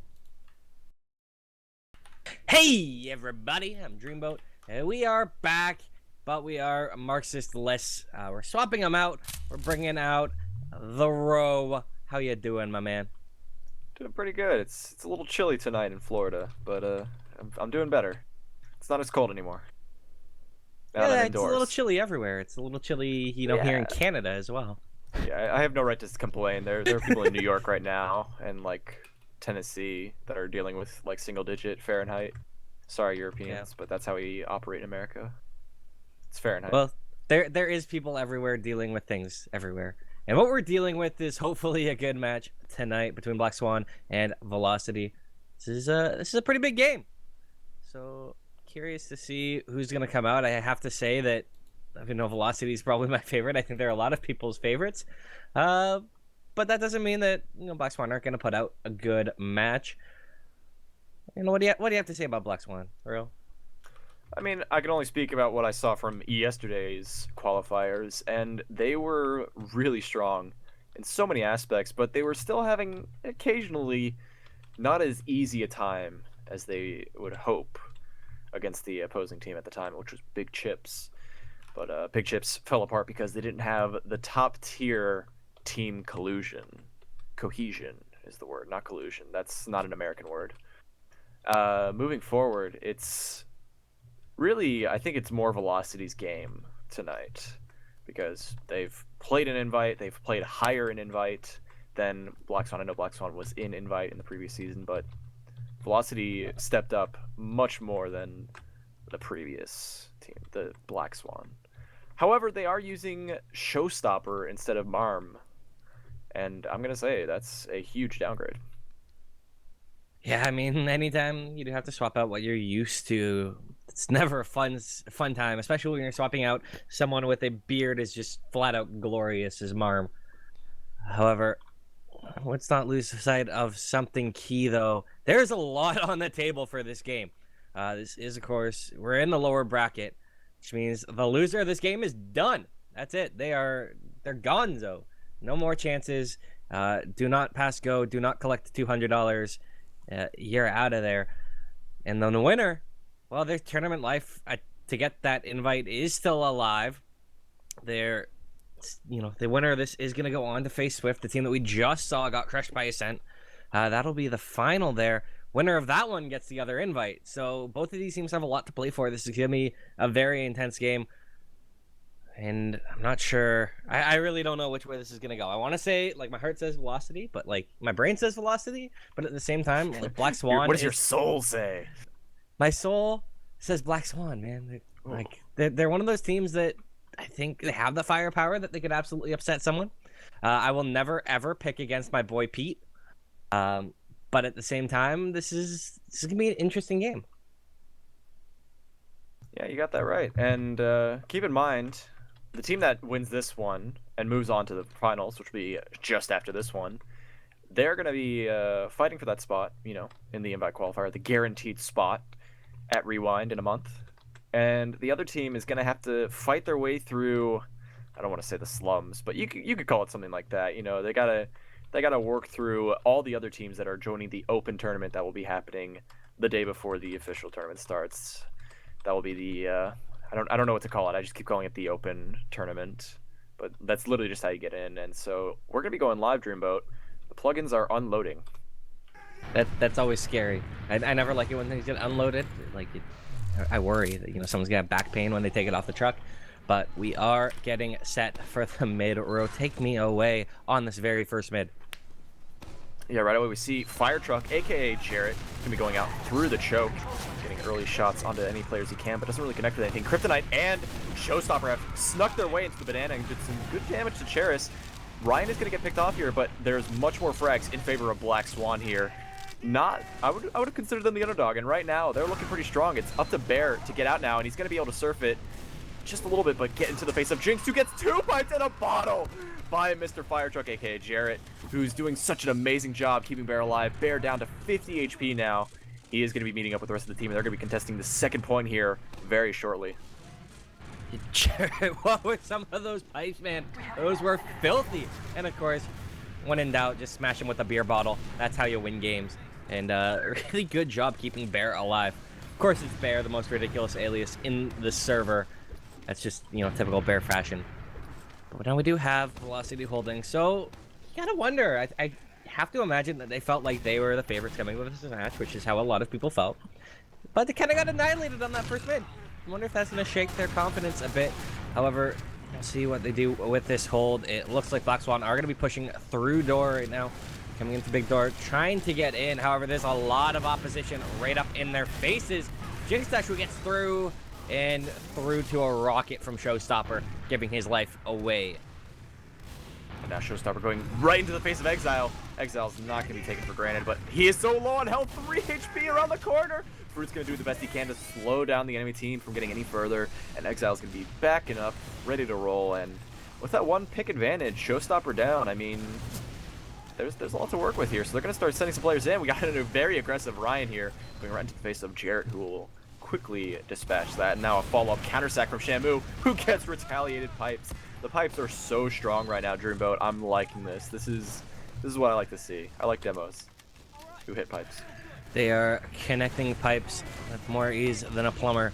This is just having fun all day, smacking people down, doing some good damage.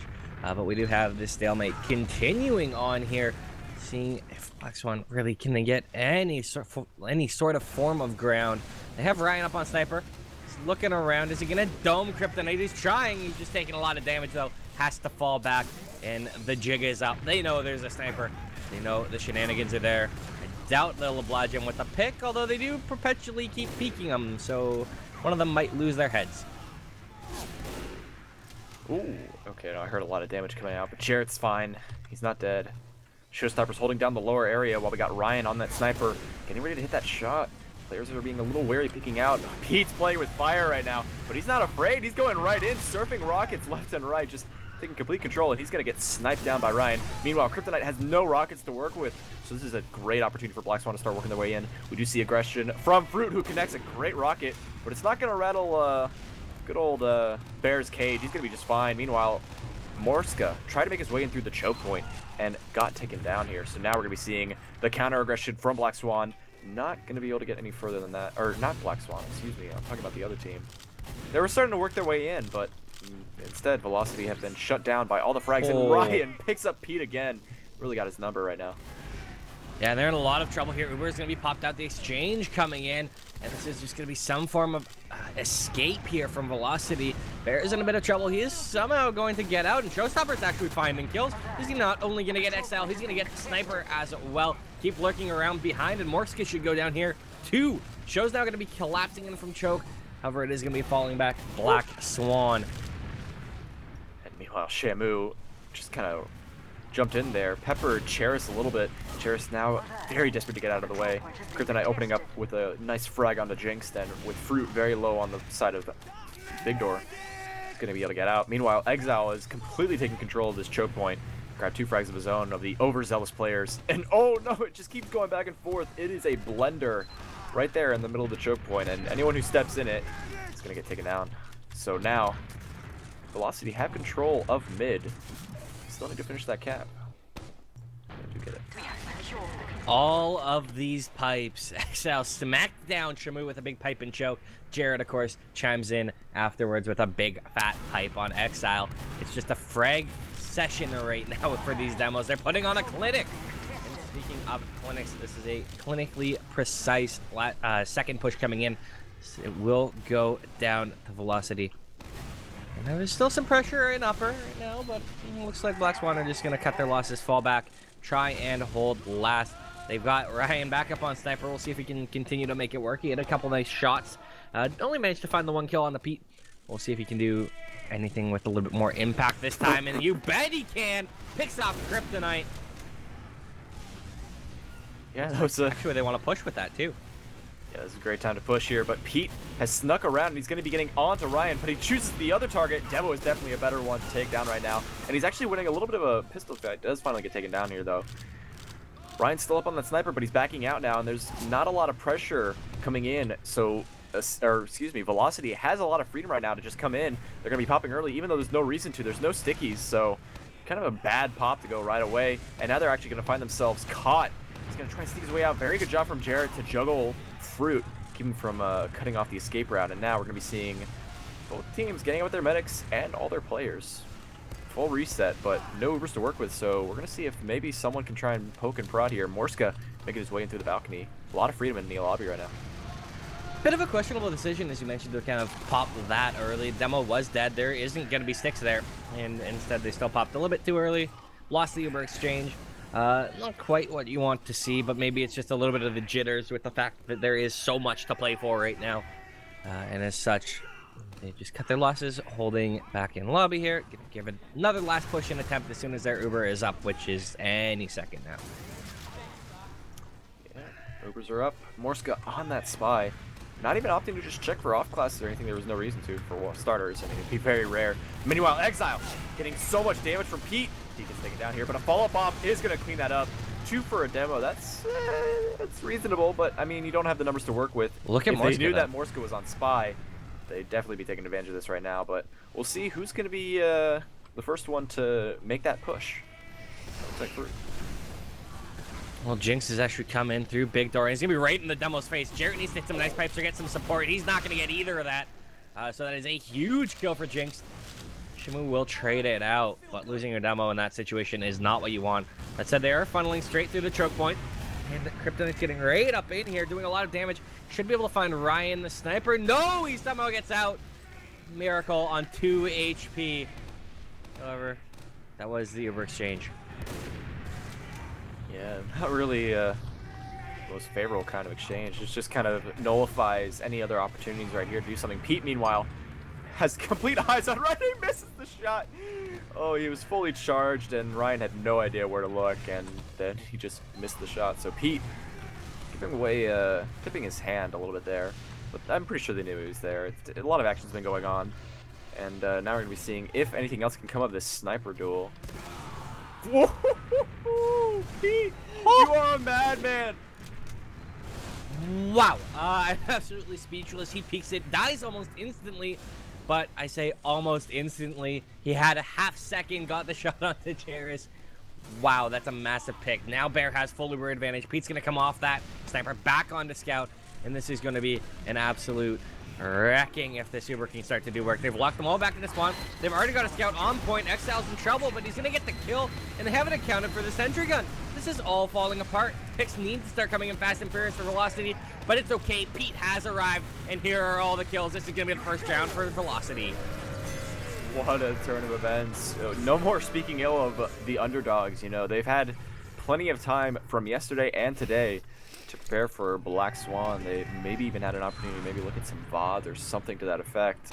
So maybe they've got some insider information And that's what matters when you're doing a tournament style, you know. You want to understand your opponent and then be ready to beat them the next time you see them. Oh, and now this mid is underway. eXtile's taking a bit of damage early on, which is what you want to see if you are a Velocity fan. However, Morski is getting raided on top of Bear, will go down. Bear's living with so little help. He's juking, jiving. It doesn't matter though. Velocity is getting all the frags. Bear has gone down, but it's a mulching. Only losing your demo for keeping your med alive.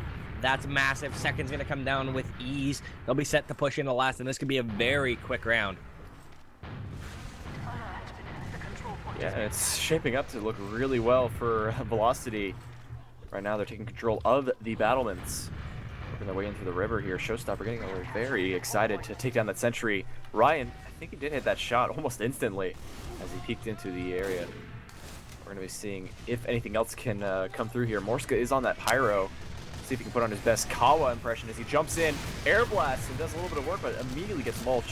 So that's going to be the end of that pyro, mitigating this uber push.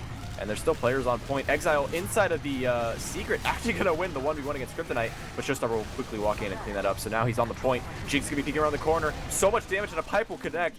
Big Jared doing a lot of work there, and that's going to be the easy cleanup for Velocity, taking their second round almost instantly. So why that round was so quick, and I'm not going to say quite easy for Velocity, that last push looked a little hairy at times. Why that was so huge is the fact that Bear, he took so much damage on the mid. He got down to like, you know, he was like 5-10 HP. He managed to juke and jive while his team managed to kill Charis, and that resulted in a very easy round with that uber advantage. We'll see if Velocity can put up another dominant mid hero. Meanwhile, Charis taking so much damage early on out the gate. We're going to be seeing Morska and Fruit taking complete control of Banana once again, but Fruit's jumping at all the weirdest targets. Does manage to take down the Demo Man, and now it's looking really desperate for the medic to try and get out. He's escaping right now through the shutter, and Jinx and Fruit are on the case. I think there's a potential here. If he can hit one arrow, it's going to slow down Jinx's advance, but there's still some follow-up from Fruit. He's picked up all things along the way, and the pistol will take him down. This is looking very good for Black Swan. This is the round they needed. A very late death for Charis. Not Charis, Bear. Excuse me. And that's the thing, is that death came in so delayed. He thought he could make it out. He didn't want to kill Bind immediately, and unfortunately that's the wrong call, as he's still dead when the full Uber is already up on Charis. They're going to be pushing in with Bear not even getting, well, I thought they'd have moved faster. Apparently not. But Bear is now here. He's buffing up his team, but the Uber is still coming straight forward. There's a sentry gun and a pyro. Sentry's only level 1. It's taken out very quickly. Morska's on point, then so much cap time as well. Shamu and Pete actually have to condense on it. They step off the point. Ryan gets the cap, and that's a cap with one player dead. 11 players were alive, bro. In the point. Yeah, no, cap. I saw there were 3 players within arm's length, you know, of that point, and he just found the right moment to step onto it as he was going for the frag, and no one was near the point to stop the cap. So back at round goes to Black Swan. Yeah, it reminds me of 7 at Rewind, where they just, so many rounds were just lost because of stepping out the point in the finals. It's not what you like to see, but what you do like to see is a good response, and Shamu killing Morska immediately is a good start there. Fruits in right on Bear, though. He's not going to get that kill. Some flipping ate that rocket. I thought he was dead to rights. Now, Nets is coming in. Ryan's going down. Just Exile and the medic, Charis, backing out. They're now being met by Jinx, but they're being pressed very, very fast. There goes the first casualty. Exile's going to be trying to make his way through the river. He does manage to sneak his way into water with very low health, but Showstopper's got his number, and he's going to be cutting off the escape route. There it is, right over the top of the last point. He's going to get some good damage onto Fruit just before he can take it on himself. And looks like Shamu and some others want to get in on this. Kryptonite is peeking around, but Ryan is going to get the frag onto Shamu here, and it's looking very bad. I think Velocity was just feeling their oats a little bit too much there, and now they're at a huge numbers disadvantage. But they do have a demo advantage, which could be big here. Starting to press once again, although a little bit of damage right into Kryptonite's face is going to force them back a touch. Shamu, though, he's a dirty sniper, and that's exactly what he's come up on, with the Uber being popped right in. They're going for the exchange. I guess he swapped back to Scout. Interesting. I guess they decided to go for it. No sniper needed. And, well, maybe there should have been, because Bear has gone down, as has Showstopper. It's a mulching. And this is all going Black Swan's way. Yes, and now with no heals, they got to be careful around their medic. Shamu has snuck his way in onto the face of Exile. 2 shots is all it takes.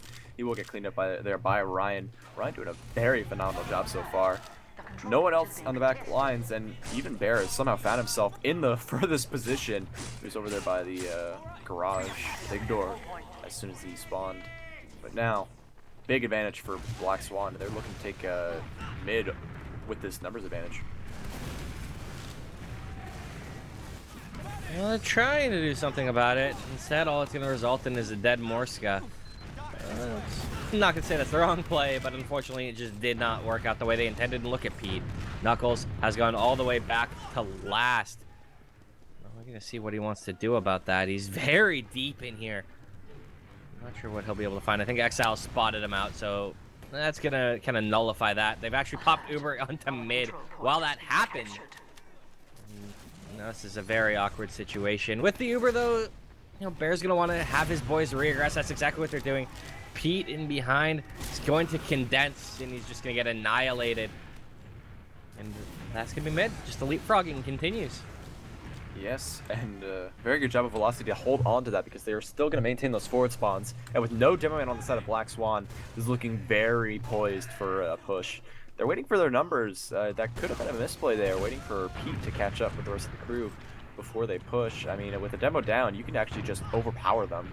Even if it's even numbers, you still have much more potential to just flood through the choke or through the garage and then cause a lot of trouble. But now, we're just looking at a full reset with even Ubers. If there was any chance in this next minute or two to push, that was the best one. I like how there's a scout using one of the projectile weapons. He's just like throwing them in there. And didn't actually manage to connect, but what has connected is a lot of kills for Velocity. That's not what Black Swan wanted to happen. And that's because they waited just a bit too long. The Uber was up. Exile's gone down. It is just Charis and Ryan back on last. Second's going to cap. And we'll see. Maybe this time, Ro, Velocity can successfully push last this round. And, well, they're killing everybody. They've got him off, and that's going to be the point. Yeah. Very easy to just use your numbers to overpower the enemy team and win. And I spoke ill of Velocity like, hey, that was your best chance to push, but apparently Black Swan was the one who decided, hey, we need to make some aggression. We need to be pushing in. And that really set them back there. They pushed in through garage, if I'm not mistaken, the big door. And then they had a bad Uber exchange and lost 3 players. Yeah, they got crushed in big door, and that's never what you want to see. And also Jinx going down immediately is not a good sign here. Charis is down as well. Good kills from Ascent. They do have Fruit getting raid up in onto Bear.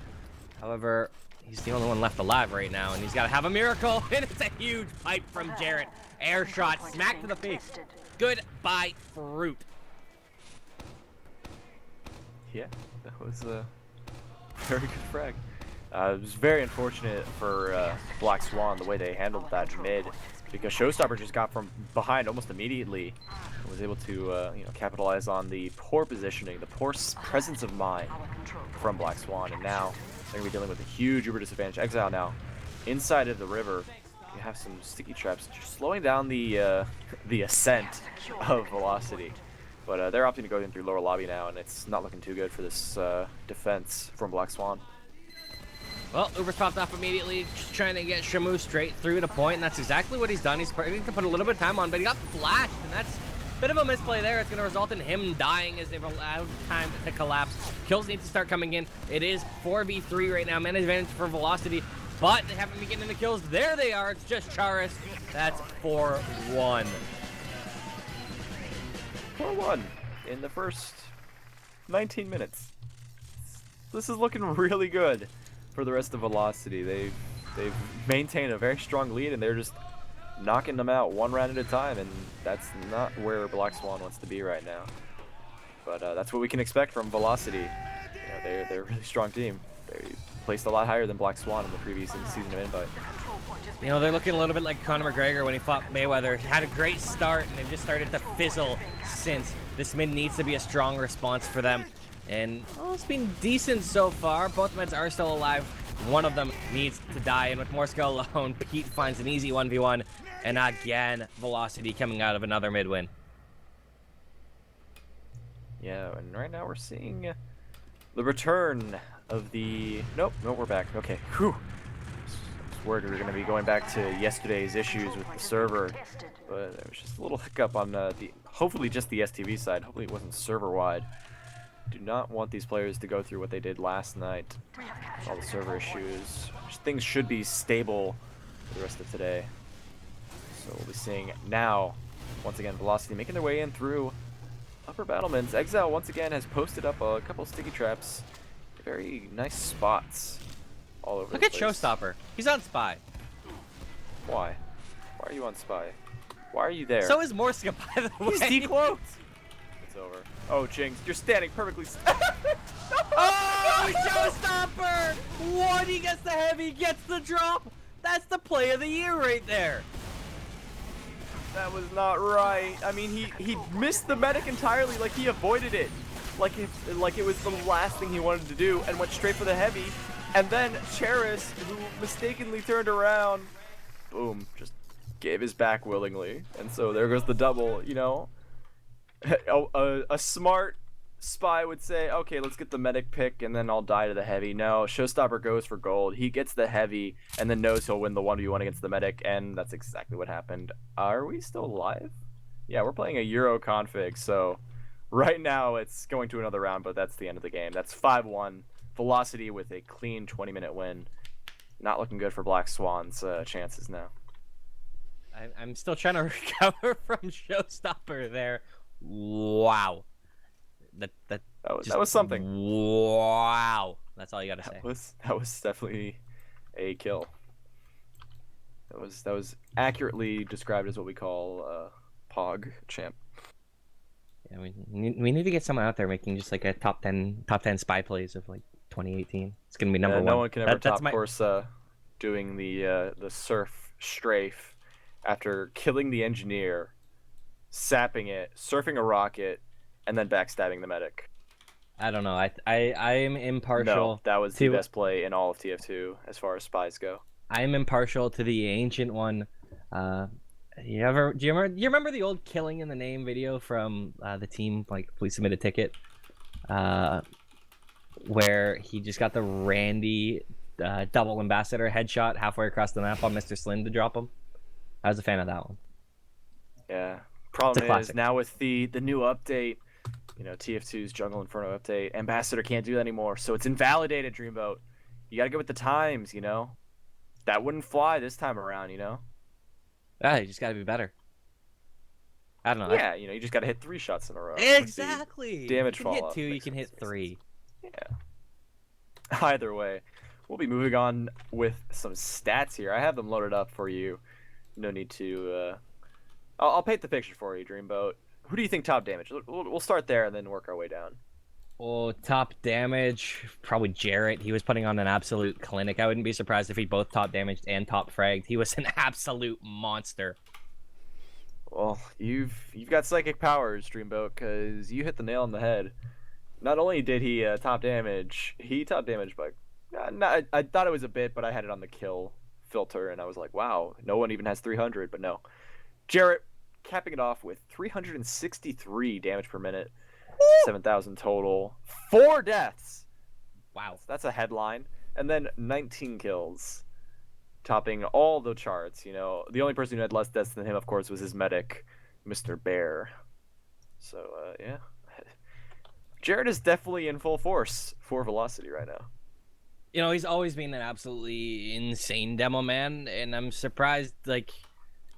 I feel like when you talk about best demos in NA, he's not a name that frequently gets thrown up there, but he's a player that I've always kind of, at least for a few seasons at least, believed should be very, you know, heavily set in that conversation. He is so good, and it's nice to see him on a very good team as well.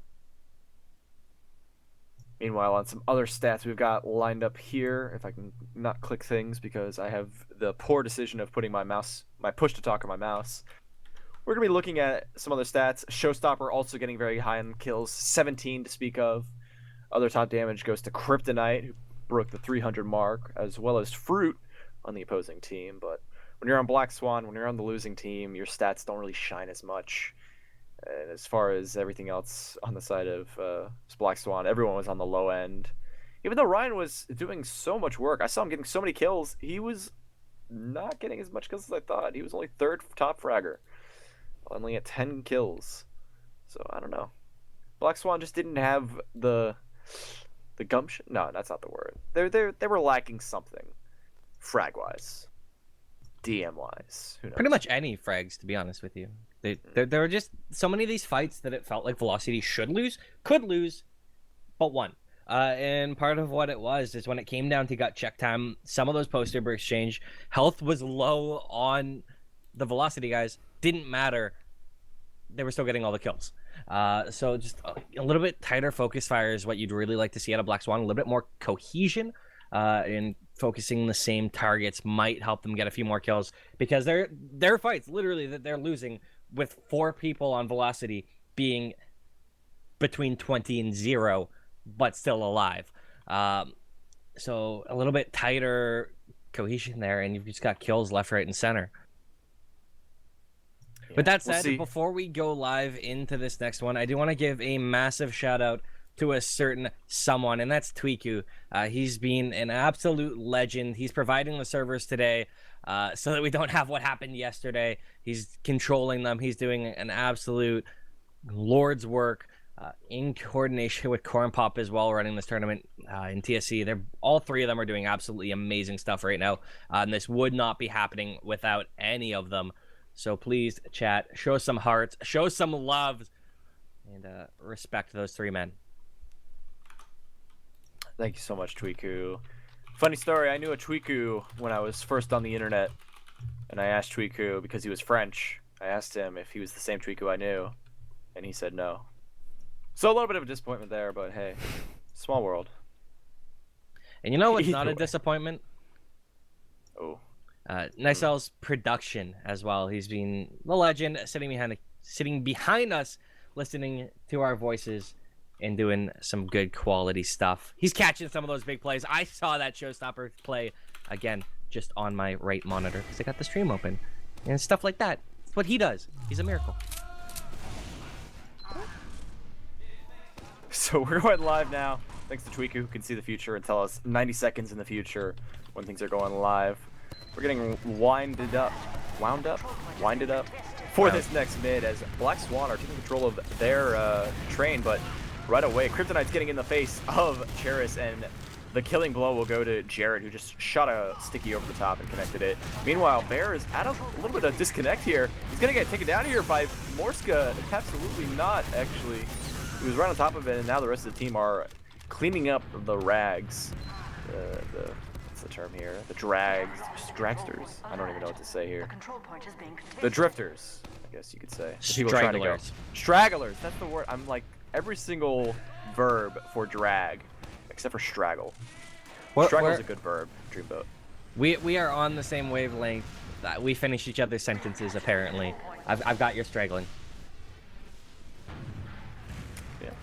So now, Velocity once again with the lead, winning the first map. They're going to be working their way in now with a sizable Uber advantage, but this is Badlands last. This is the notorious fortress of Team Fortress 2. Although it's not quite 2-4, it's still very indomitable. But when you have a full Uber advantage, it's a lot easier to work with. We're going to be going right away into the face of Ryan the Pyro, who's completely mitigated this entire Uber and nothing done with it. The Uber is already ended, and there's a sentry gun that just now finally gets taken down here.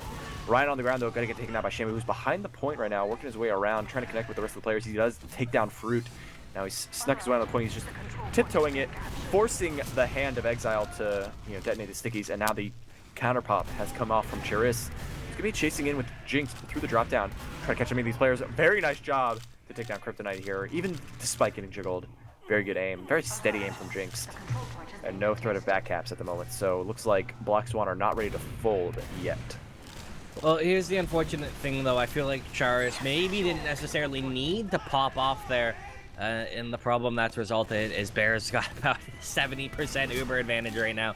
Velocity is going to want to re-aggress off of that. They're coming through Death Valley. They're walking right in with the Uber. They kill Charis instantly, and all the kills are going their way. They do drop Jarrett, but that's a small price to pay when you kill the medic.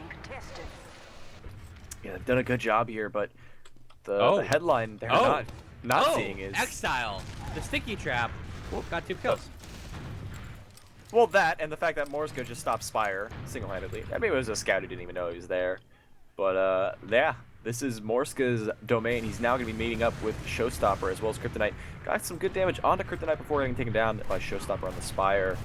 But that kill from Exile, I wasn't paying attention to that. I was watching Morska. He Very good managed job to of him not to slow only things get down. Bear, he got Shamu, in I think it was Shamu, it might have been Pete, in the same sticky trap. So he got 2 kills for the price of 1. Wow. So moving forward, we're going to be seeing Jarrett setting up a very intense trap over the trash shutter. I hope I'm pretty sure he's going to kill anyone who attempts to do that, but Black Swan has something else on their plate. They're wanting to set up for last. Jinxed is in the forward spawn now. I'm not sure how he managed to find his way in the resupply, but I do think some players know he's there. Pete's kind of playing an interesting little angle here on the bats, but Jinxed might actually have an opportunity to do something here. Not really sure what's going to be done about it. It's very hard for a scout. I mean, a scout can get behind, and that's very great, but it's going to be very hard for him to take advantage of it if even a single person is paying attention.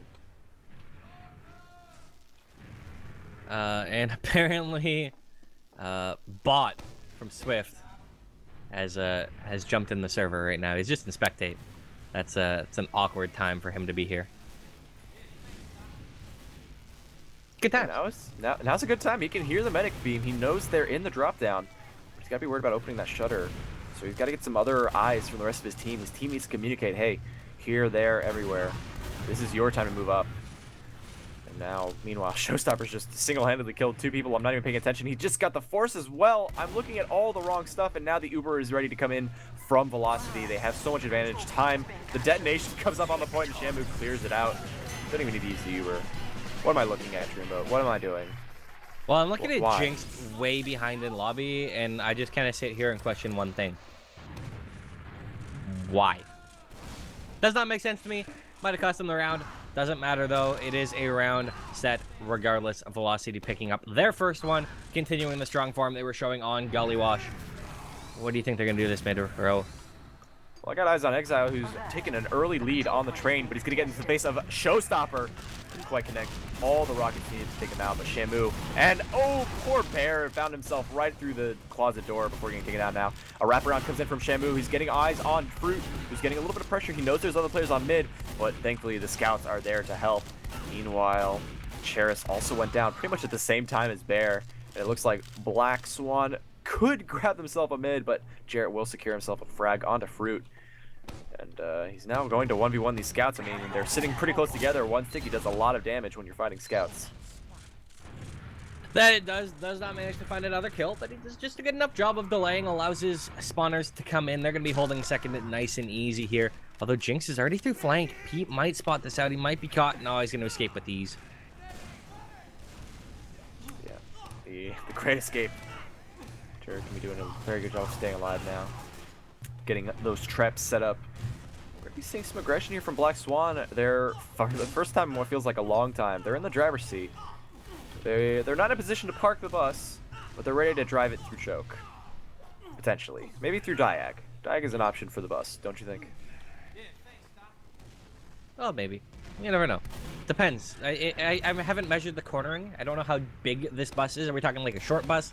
Or are we talking about those big, like, No, classy the tour short buses? bus belongs to Velocity, because that's where Showstopper is. And meanwhile, they're going to be taking advantage of the bus that tried to come in through Diag. And now they got themselves 2 frags, so Velocity now going to be working their way in through the house. Kryptonite jumps very sillily. Oh, the drop from Exile! He juggled poor Mr. Bear right into the train, and then 2 stickies was all it took. Bear was not quite expecting the pop there. He heard the call, no sticks. So he's thinking, oh, let me milk this. And that's where it crumbles. Oh, let me milk this. And then he take too much damage in a very short amount of time. Not looking good for Black Swan, or excuse me, Velocity. It's looking very good for Black Swan, who need this round. The milk spoiled. There results in the last hold here. No one likes sour milk. And unfortunately, sour milk killed the bear. And I believe that's Bear's second drop, right? Yeah, that is. That's kind of uncharacteristic from him. He was having a very good game on Gullywash. I don't believe he actually dropped once on that map. Someone's going to have to correct me if I'm wrong. But 2 big drops coming in from Nicell. He's really stepping it up when his team needed him to. And now he's going to be fronting this push. They're doing damage to the sentry gun. Should be taken. Oh, it's going to stay alive. And now Nicell's down from Kryptonite. Well, that's something. Yeah, Temmoman is one of the most important things to push with, and now they think they have an Uber advantage that they do not have. They've been building very profusely, and now this Uber literally just peeked them in through the door, and now they don't have any demo to fall back on, nothing else to work with. They just use their Uber for absolutely nothing. They will be able to pick up Pete, though, who was a little bit anxious to move into the lobby. Got picked off for. Exile's now respawning, so he's going to be trapping off this drop-down area. And there's actually a play on last. There's 2 players, and the sentry gun couldn't watch it. What a very good presence of mind from both Jinxed and Morska. I don't know if they went in from lower right or through main, but that was exactly what they needed to take the back cap, because everyone on the side of Velocity just thought, hey, let's push up. Sad boys. That's not the round you want to lose.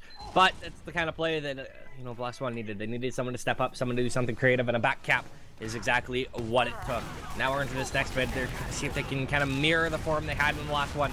See if they can't win another big mid, but dropping Charis immediately is not what you want to see. Frags and are coming in. The health is so poor on Black Swan. And it looks like this is going to be a very easy mid for Velocity. Yeah, they're recuperating. They've cut their losses, and they're fine with taking 1 round. That's kind of their message saying, hey, you can take a round. A mile-long pistol on the guy with the skill stick out. And he takes like 500 damage per pistol shot and goes down. He thought he was going to escape. He thought he was going to do it. He thought the escape plan was enough for him. But Pete said no.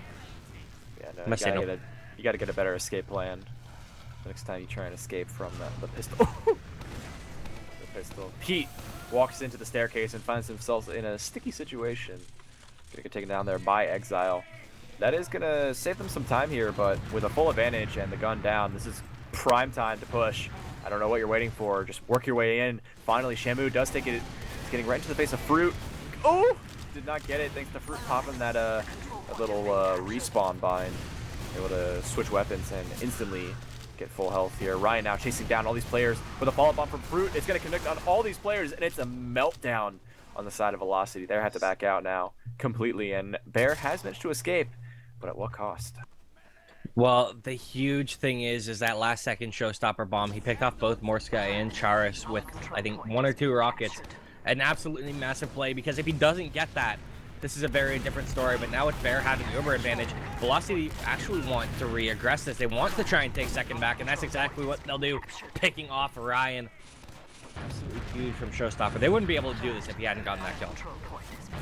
Yeah, these are incredibly well-timed plays, and it's going to work out for the teams that make them happen. Meanwhile, Shamu has snuck his way into the lobby, but then wrapped around to go to help and take care of Morska, but I think he should have stayed in lobby because he had a complete view of 3 different backs, and instead opted to walk to the drop-down to help his team.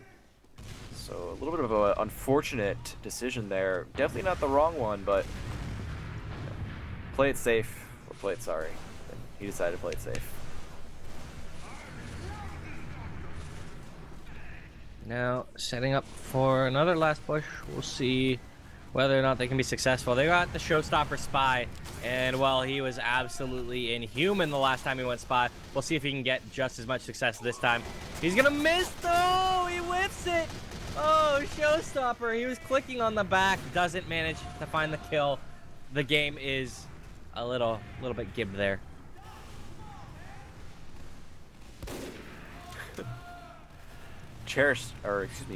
Ryan, currently on that sniper, was trying to get an angle here while the pressure was coming in from lower lobby. Exile now setting up another trap in the staircase. Don't think there's much that the team can do about it, but no, they are aware of it, and they're going to clear out those stickies.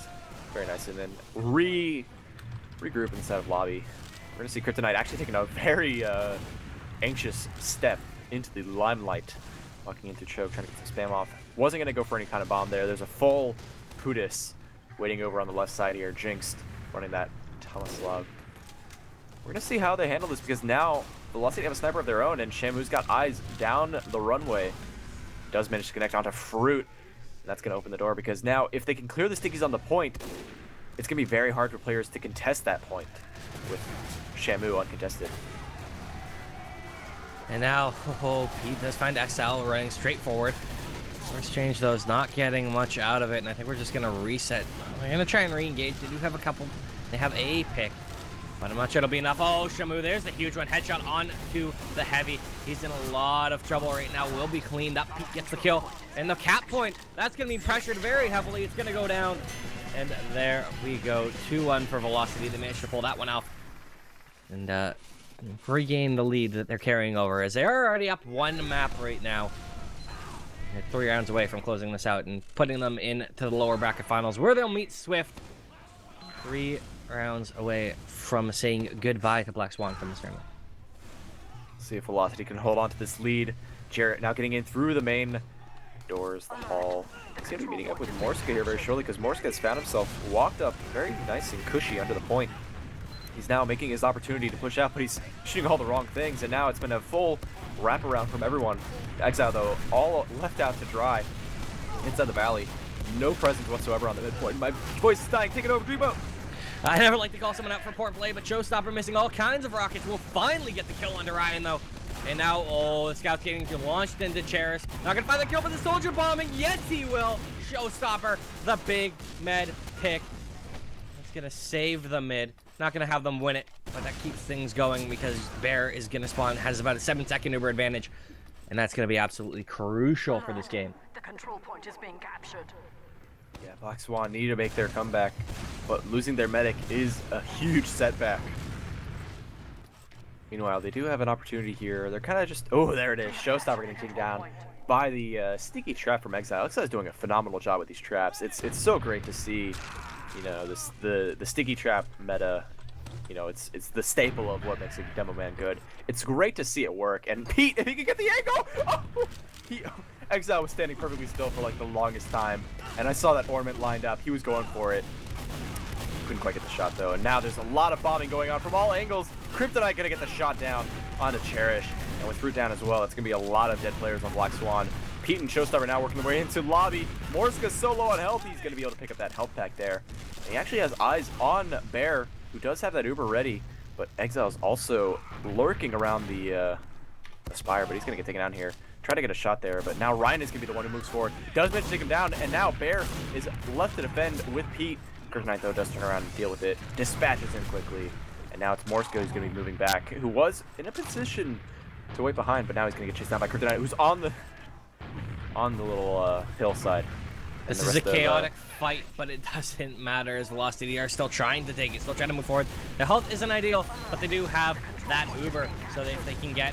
Oh, and Charis going down again. Big pipe from Jarrett. It's pretty much going to seal this midpoint and potentially seal this round, as Bear has full Uber advantage, and there's still 12 seconds before Charis spawns again. Showstopper putting in so much work there, picking up Jinxed as well as Morska. That is not what they needed right now. With all those players dead, it's going to be much easier for Velocity to just take this point for free.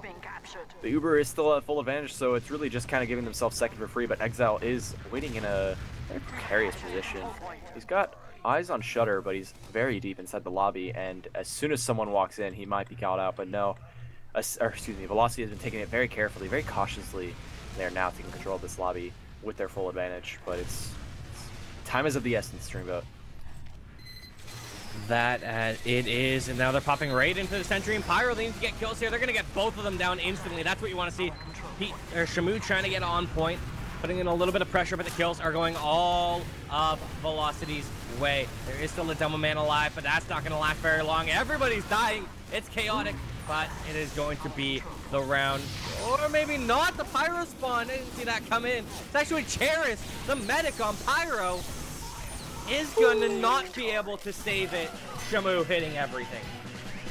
Shamu did an insane job there, just keeping him calm, keeping it ready. I was so excited for good old respawning Jinx to be able to dispatch these players, because they were all very low, but unfortunately the arrow hit just right, and Shamu was able to make it in the clutch, pull it out for his team.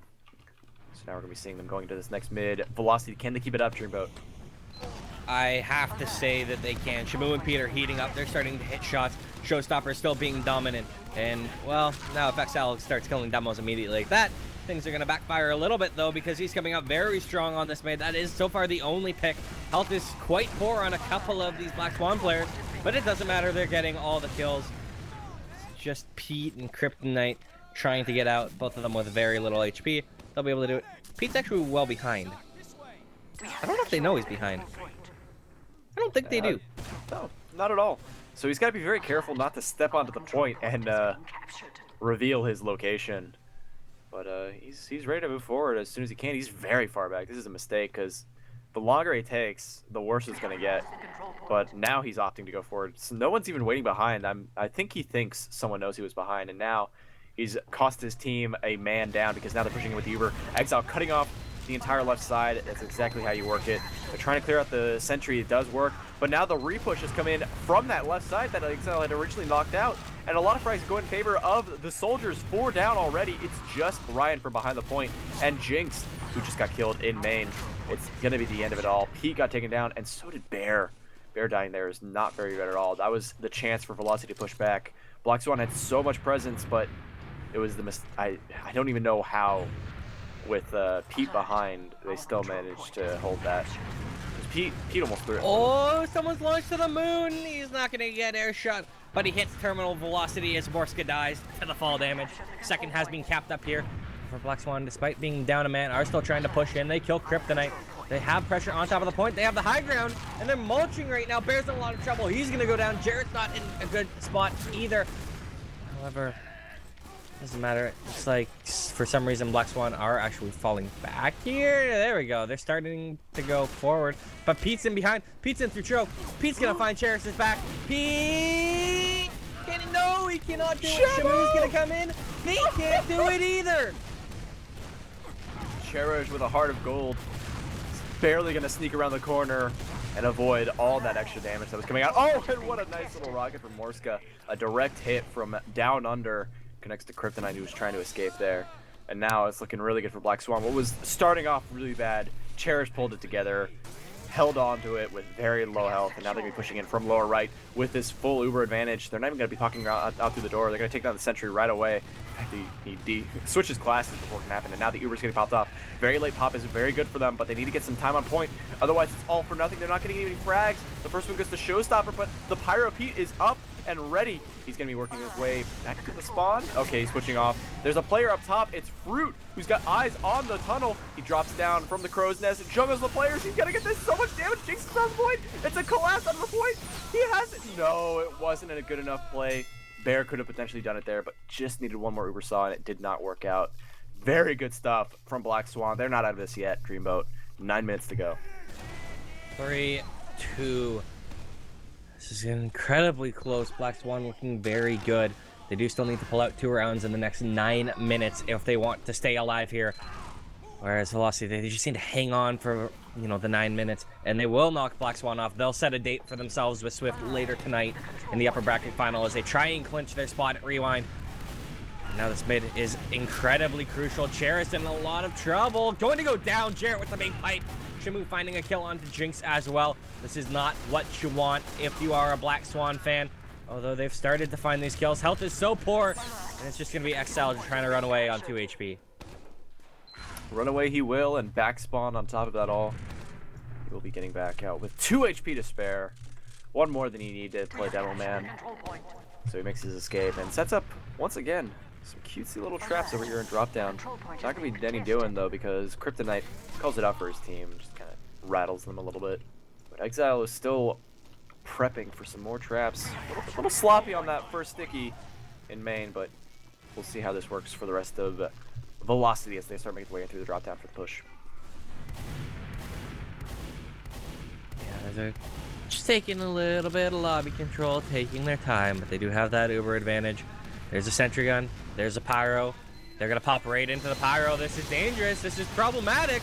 This is absolutely atrocious. They're not finding anything. Gun is still up. Uber has faded. They need to get some of these kills. The gun is swapped to a heavy, but 2 stickies from Exile find a couple quick kills. Bear has gone down. Exile again. He's on a 3K. Shamu will find Cherish. It's going to keep things a little alive. And Pete's just going to fall back, but that's unfortunately not the best last push. Although Pete, does he like his chances of this? Ooh. I wonder. He's playing very, very cautiously in the barrels room, but Morska not having the presence of mind to check it. Thankfully, though, Black Swan are not prepping for any kind of push here. Pete's just kind of in a very silly position, but he's going to get caught out here just from the very spam. Actually, Black Swan is committing to it. They think they have more of an advantage than they really do, and so they're going to be sending every single player out, and Pete knows. He can actually even kill Exile. Exile saw him, no! So instead, he's going to be walking into the face of the enemy team. Poor timing. Very lucky from Exile to just turn his head for a second. Just be like, okay, what's going over there? Oh, hey, there's a scout in main. So that's going to be the end of the Pete factor. Yeah, it's sad. Pete was thinking med pick all the time, not back cap. Unfortunately, didn't get either. He might have had a chance at the back cap. But now the push coming forth right now. Cheris on low ground. Oh, Ryan gets annihilated by Kryptonite. Now with the moves coming forward, some of these players in velocity are quite hurt. Kryptonite's going to go down. They're going the way of Black Swan. They may like their chances, but the Ubers come out right now. Pete is going to go... Oh, he's going to fall back. I thought he was going to go hard and fast after Cheris. No. It's going to be nice and calm for the rest of Black Swan as they start working their way back into the trash. Exile, though, made the mistake of trying to jump the point against pretty much an entire team, and so he's going to go down. Nothing doing there. Velocity are now looking poised to push, but just a demo man advantage is not enough, especially because the respawn is happening in just a moment. They have a huge Uber disadvantage, and they want to make sure Black Swan does not retake the second, but they are looking to push here. Oh my lord! Jarrett, the sticky trap on the shutter, gets 2 kills just like that. Goodbye, Fruit. Goodbye, Ryan. And even with Showstopper on Spy, this should be a doable push. Although, I'm curious. We've seen the best and worst out of this Showstopper Spy. What's this one gonna be? 3rd time's a charm? He's getting healed. He gets the scout, and he gets out. Okay. And he goes right back in the other side. I love it. Yep, Showstopper doing a very good job on the spy class right now, and Morska is very worried about it. There's an Uber exchange happening on the left side. Forget the spy plays right now. It's all about this Uber. Fruit tried to peek in a little bit there. Morska does finally snoop out Showstopper, and there's no more plays to be had. And actually very good damage from Fruit. He's doing so much work here inside this lobby, trying to catch up Pete here. Jinx is going to be following up here, chasing him down around the corner. And Morska also following up with some good damage inside of the trash. It's poised for a push here for Black Swan as they start sending into players. Jinx has found himself all the way into the house, but he's going to meet up with Showstopper here and decides to back out very smartly. Players on top of Spire. It's not looking too good for Black Swan to push out, but they're trying. Yeah, I mean, they're just trying to move out. They're looking for someone to show them the way, and I'm not sure if they're going to be able to find it. They're trying, but they have to fall back to last. Yeah, not much more you can do here. Got to play it safe and smart. Velocity are currently in the lead, not only in maps, but in this current map itself. 3-2 with 4 minutes on the clock. They have a sniper, the cozy camper. Good old Pete. Gonna be working their way in through the lobby. Black Swan did not want to take advantage of that Uber. It's very hard to push out with only an Uber advantage and non-numbers, as my good friend Marxist will explain another day. But there it is, Pete gets the shot while exchanges were happening from Showstopper in lobby, and Shamu will also pick up on Exile. No damage to speak of. 2 down. This is push time for Dreamboat. They are moving in. They found a path through. Uber has come out. They're just trying to keep Bear alive. Delay that Uber. That exactly is what they've done. Flaps on point. They should be getting this. Although the spawners have come in, they need to get these kills. They need to get something. And there we go. Jarrett's found a couple. Jarrett's back on Pyro. So that's what you want to see your medic play at all times. And it's actually worked. However, the point bomb coming in from Showstopper. He caps it up. And with 3 minutes remaining, we're at a 2-round difference. And that's not going to be easy. It's going to be very difficult for Black Swan. They need to move very fast. Otherwise, it's going to be their lives done. They're going to be out of this tournament. It's good and desperate now. It's very, very tough to win a round in a minute and a half. And with the way this match has been going back and forth, I don't think Black Swan has what it takes to even take a single round in a minute 30. But this is all eyes on them. Let's see if they can do it. Not looking good because Exile's very slow. Going to be taking a very fat sticky from Jarrett right out the gate. And now he's very desperate to get behind. Cherish is desperate to heal him as well. And the follow-up bomb from Fruit is going to get on top of Jarrett. who is going to be kind of playing it safe, and he hits 2 kills of his own. 1 Sticky on Exile, 1 Pipe on Ryan, and he's still not done. He's getting eyes on Drinks. Meanwhile, Fruit's trying to defend Cheris. He's getting onto Showstopper, but Showstopper is not going to have any more of it, and that's going to be pretty much GG. It's a full wipe. Kryptonite the only casualty on the side of Velocity, and with a 2-round lead and second theirs, and even this round theirs, it's looking like the end, Dreamboat. Absolutely. That's what it's going to be. Velocity versus Swift, lower bracket finals.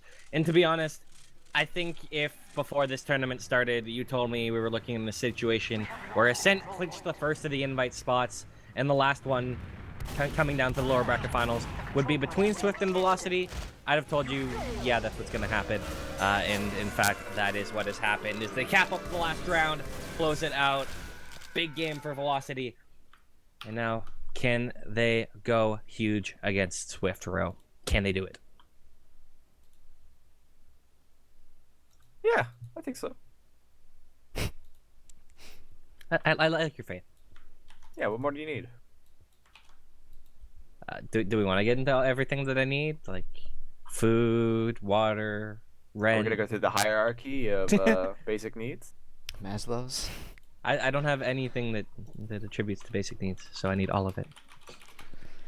Let's move on to the stats, my friend Dreamboat. Give me the number. Who top damaged and who top fragged?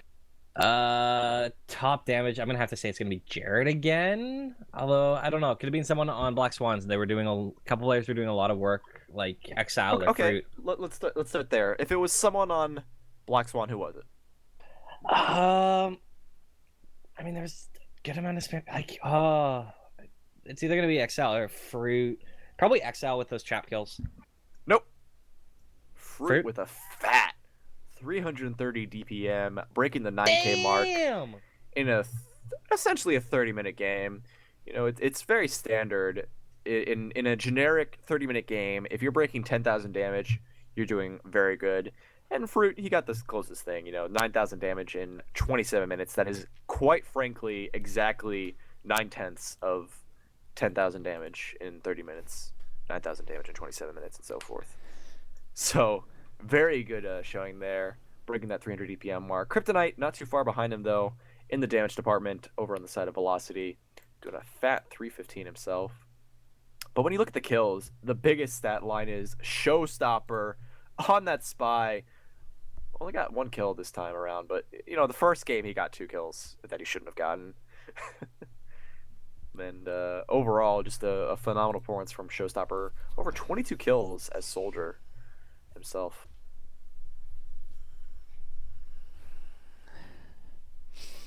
Yeah, I mean, it's just very big performance all around for Velocity.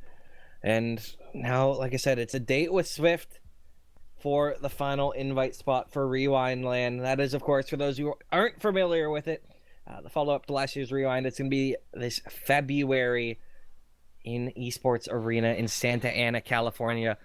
You can come out, spectate, watch what is going to be the first international LAN of the year. Potentially the only one, never know. But, you know, Rewind last year was the only international LAN. It's going to be another international LAN this year. Definitely worth attending. And, well, Velocity and Swift both really want to attend in the invite bracket.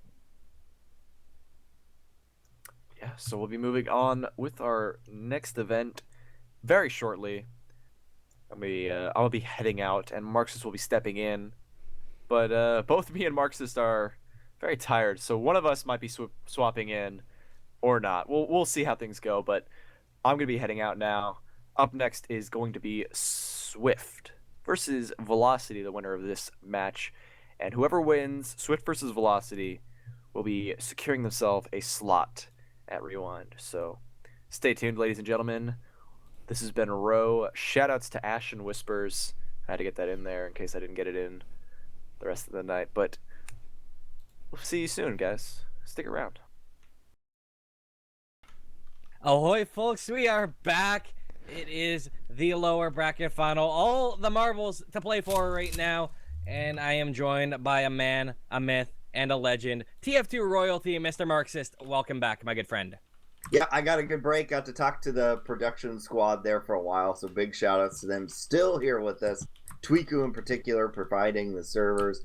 TSC and Corn Pop were your admins for the evening, making sure that these matches occurred as quickly as they could. The delay is a little bit because they have to do the map elimination, which there was quite a bit of debate. But we are here on Granary Dreamboat, one of my favorite maps. I know the community hates it, but I love it. And so here we go, going to the first Granary mid, Ascent versus Swift for the final invited spot. Who will not have to play on Friday? So tell me, who do you favor, Velocity or Swift here? I'm gonna go with Swift. All right. Well, we'll see what they can do onto this first mid. They're throwing a little bit of spam back and forth, throwing some shots around. No one's taking, too much damage right now. But everybody on Velocity is all trapped in a corner. They're taking the same damage, but somehow they're getting the first kill off of this. That's two of them quick, nice and easy. We're into a 4v3 right now. Bear is in a lot of trouble though. Laz getting right up on him. He's gonna get that kill. That is a huge med pick, as Swift Med is still alive. Yeah, on these Granary mids, you basically have a choice of either giving yourself a clean escape route and playing rather passively as med, or you're gonna play really in deep with your team and maybe get killed. But at least you won't get killed by the single bomb, and Bear kind of went in between there and got wiped out. And now we are going to watch Swift cap off this mid. They also have full Uber advantage, so they might drag that in here. There isn't a lot out on second, or well, not even truly second in yard to contest them. It looks like they're going to go the power route into the lunchbox. If you're not going power, what are you doing? Gotta be strong, gotta power through, and they're gonna pop the Uber off. That's their source of power. They're gonna jump straight forward, right into last. There is already a sentry gun to meet them there, and while AIM gets annihilated, Laz will find Pete though. It's a little kill on the other side. However, they do still grab second. Yep, and Shamu has built his 7th player. It is in its usual spot, and it's actually level 2 by design. And now he's going to get rid of it. He's going back to scout. They want to make this push, maybe because they've got Uber advantage, so they're going to give it a go here, easing in. This is hard to do. They're trying to eke any little inch that they can. They don't want Bear to pop. He's very low. He's milking. Oh, that rocket was so close. Goes down to 5 HP. Has to pop it off. They get a couple quick kills onto Laz in bot mode. However, that's all they're going to get. And now the Ubers are leapfrogged. Zilly very close to his own Uber right now. Yeah, and they might be able to go here. What I would recommend is just getting a player in and go for that sack, or see how Swift reacts. All right, so they're pushed in now. Showstopper dies, gets the force. If nobody else dies, this is a great victory. Nope, they're not going to be able to make it. Kryptonite dies in choke. More players might fall because they're getting pretty close to getting cut out of this doorway. It's just Jarrett. Yeah, Jarrett is going to go down as well. There was a scout and Shamu with him too, but Shamu had like 15 health, so I didn't count him. And now it's just Bear trying to get into the spawn door, not going to make it. And they are getting put in the meat grinder, and that will be your first round for Swift. Oh, man. It looked like, I was like, oh, okay, they're going to get out. Like, this is good. Showstopper got the force. Okay, this is good. They can get out. Okay, this is fine. They only dropped one player. Oh my god, they've dropped everybody. It was just progressively worse. It was sad. Yeah, the situation turned dark in a hurry, but I'm watching Jarrett here go up top. It looks like Yite is maybe going to do the same, but quite a bit slower, in fact.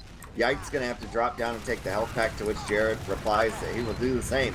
And pistol shots are flying out there. Actually, Laser's big double bomb coming in from Laz actually lands on his own player. Showstopper's going to go down as well. Big bomb from Kryptonite going to take out AIM, but the health is awful on Velocity. And we'll see what they can do. Swift trying to make this work, yep. And eventually they just group together and focus down targets, because somewhere in the ballpark of, say, 80 health combined there for Velocity towards the end of that mid. Well, again, Swift looking good. They're getting this point down. And now full Uber advantage. Pete is going to be the guy to try and deal with that. And I'm sorry, I have trouble calling him Pete. He's Knuckles in my heart. Never forget. Well, and he tried to be Nuck, too. So, you know, this Pete character, he just can't decide what he wants people to call him. So, It's or maybe it's a meme. So here we go. They have set up a sentry gun on last. So this defensive second is basically set up so that they'll get the pop.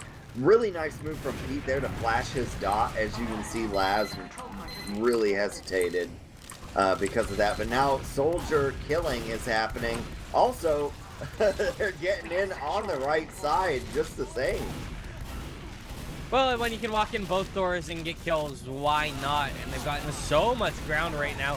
Swift are trying, or Velocity are trying to reaggress here, but they're just getting cleaned up with ease right now. Although Jarrett is getting kills. Somehow they're holding this. I'm so confused. Yeah, it was by the skin of their teeth, as it were. And they're going to end up picking up Yite as well, which will make this push a lot easier. They probably will not have to use their Uber here. Laz is going into a classic hiding spot on forward spawn. Will anyone check it? So far, yes. The Def 360 catches him. Pete ends up getting the frag. They will head out on here to mid. Starting to funnel through the doorways, trying to find any form of an entrance. Showstopper and Pete are through the little choke. The rest are through garage. They're aggressing. They're not finding kills yet, though, and Showstopper's in quite a bit of trouble right now. He's going to drop down onto the pack. He's going to be taken out by bot mode. Now they're trying to find anything. Velocity, lest they overstay their welcome. They found aim, but I'm not sure that's enough. The Uber exchange is coming in here, and it's going to be all the kills so far for Swift. This is going to be such a huge 1v1. It looks like Shamu's going to win it. Does get taken out by Yite, and mid will stay for Swift. Well, yeah, and Bear's going to die as well. So that was a case of we've got Uber, we have Uber advantage, and they went for the slow push, except for Showstopper. Showstopper went way deep. And then they ended up being broken up because Showstopper's down. They've still got Uber advantage, but they don't want to use it. And it was a disaster. So a bit of a miscue there for Velocity puts them back on last. We do see Pete go to heavy Shamu on the sniper, trying to get that Uber to pop as quickly as possible to give the boys on Velocity the best chance of winning. Now, Swift, they've got to find a route in. I'm not sure what the best way for them to do it, but they are funneling through the upper area, trying to get in onto the Pete heavy. Pete's going to escape. Oh no, he's not. The shutter door stayed open. And High Five gonna spray him down with the pistol. Cap started to come in here. Not too much time down, but all the kills are still going Swift's way. This is looking like a very strong map for them, as they are going to kill everybody and get the second round on the board. Mm-hmm. Well, and since they were the higher seeded team, this probably was their pick. Pete, how long does that shutter door stay open? It did hang open for quite some time there and doom him to be fragged by a pistol. So here we go, Dreamboat, another mid. Can Velocity get it together here and put some points on the board? So, and I just looked into this as well, and this is, like, if you're a Velocity fan, this really isn't what you're hoping for, because this is their pick. So coming out 0-2 on your own map pick is not what you want. They need to show something huge here, and with a lot of people bounced up on Swift, it's not going to matter. Laz gets a huge kill onto Jarrett. All these kills, once again, are going Swift. It feels like they're almost just outclassing Velocity right now. There's not a lot they can do. Shamu and Pete trying to get anything, preferably Zilly, but I don't think that's going to come to fruition. It will not. That's going to be another dominant win for Swift.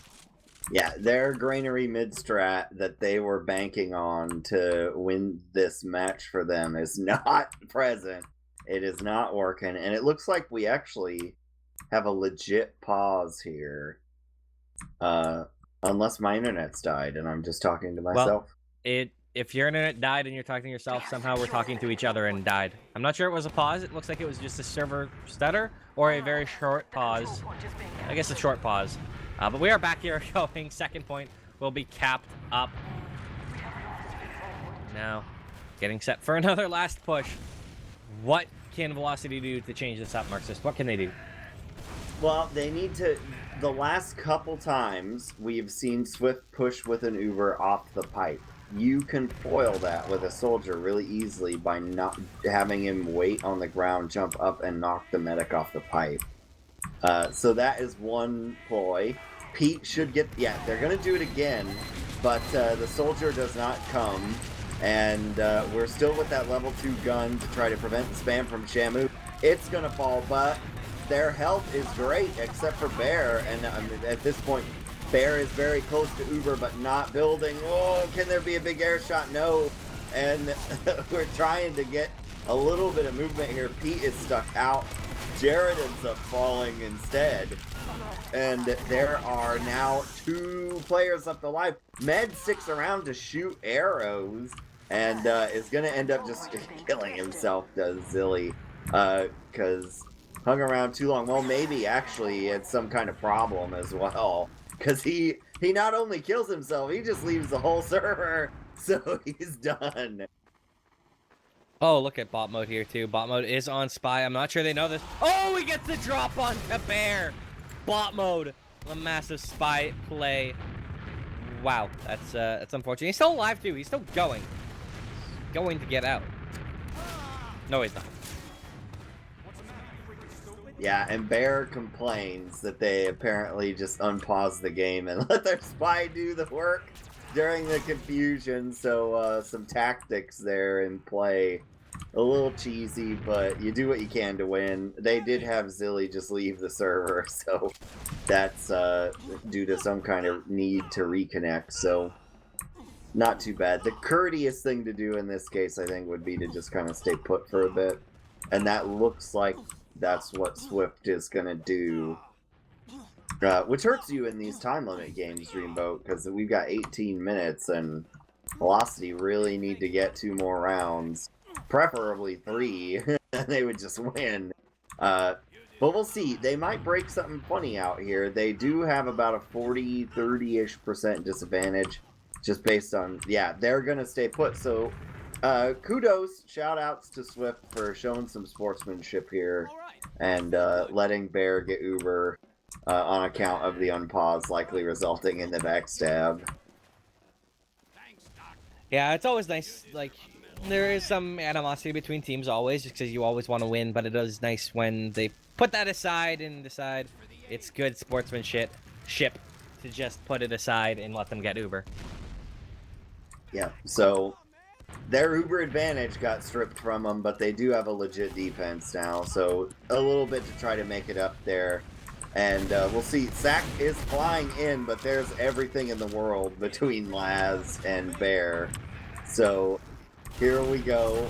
They're gonna try maybe to push here. They're sending Showstopper in. He tries to do a double jump. Whoa! Hits a great direct on bot. I would keep pushing off of that, but they're gonna not. Yeah, they're gonna back out, and oh, High Five is in a lot of trouble. Gets an arrow to keep him alive. Still not convinced that he's not caught in here. He is gonna be killed by Pete, but regardless. This is a nice little opportunity here for Velocity with the man advantage. They can try and move forward, try and inch their way in, but it looks like they don't like their opportunity. Yeah, and I think their pre-planned play there is to have Showstopper do something. And again, Showstopper moves up, kind of shoots himself on the wall though, but Laz ends up falling as well. He goes in for a sack.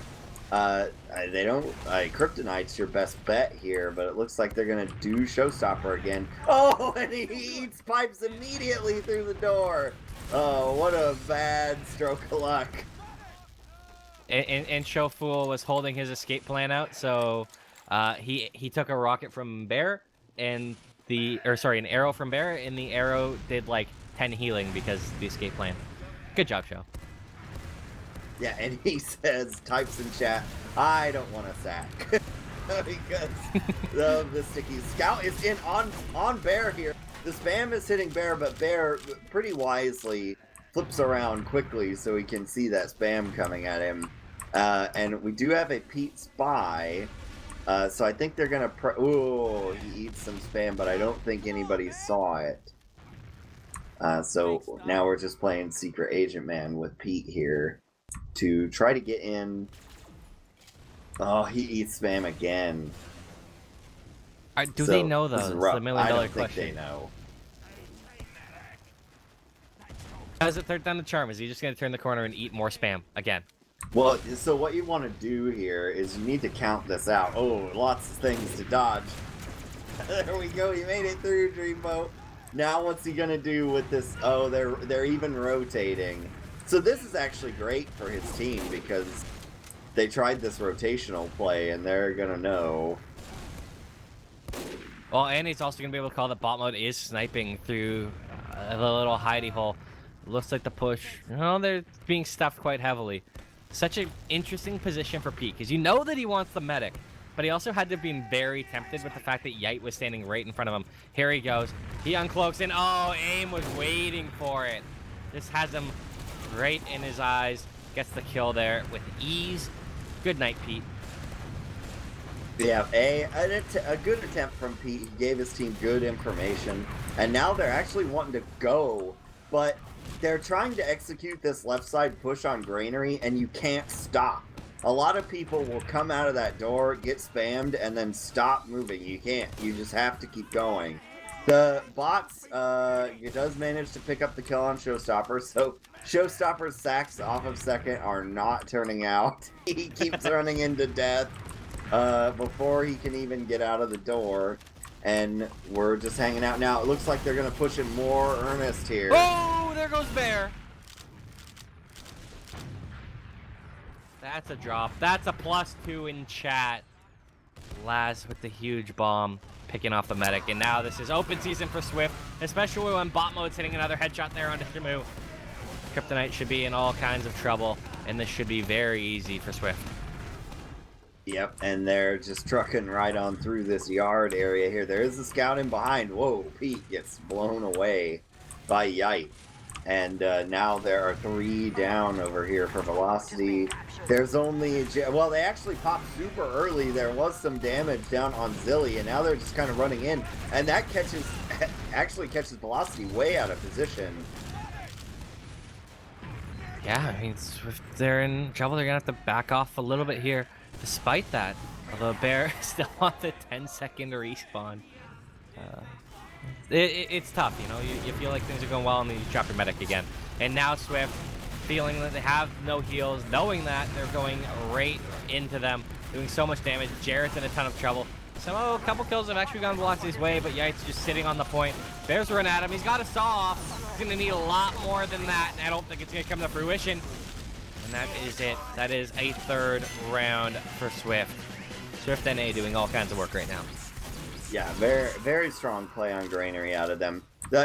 You can say they're playing better on the transition fights as well, but their mids are just super convincing.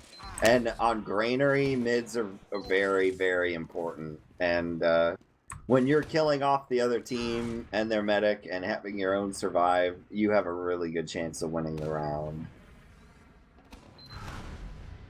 Well, both demos deciding to go catwalk this time, and Yite, he might be regretting that decision. He's on so little health. Gets an arrow and a pack just in time to keep himself a little bit alive. And now that's going to be massive for Swift as they're doing tons of work, and Yite will kill the medic, Bear. Now it is all the focus on keeping Zilly alive. Showstopper in behind. That is known. Zilly does have a scout on him, though, right in his face. He's going to go down. Pete with the hero meat shot. But again, Swift winning another mid. Yeah, and Showstopper's going in here against a scout, which you just don't want to do.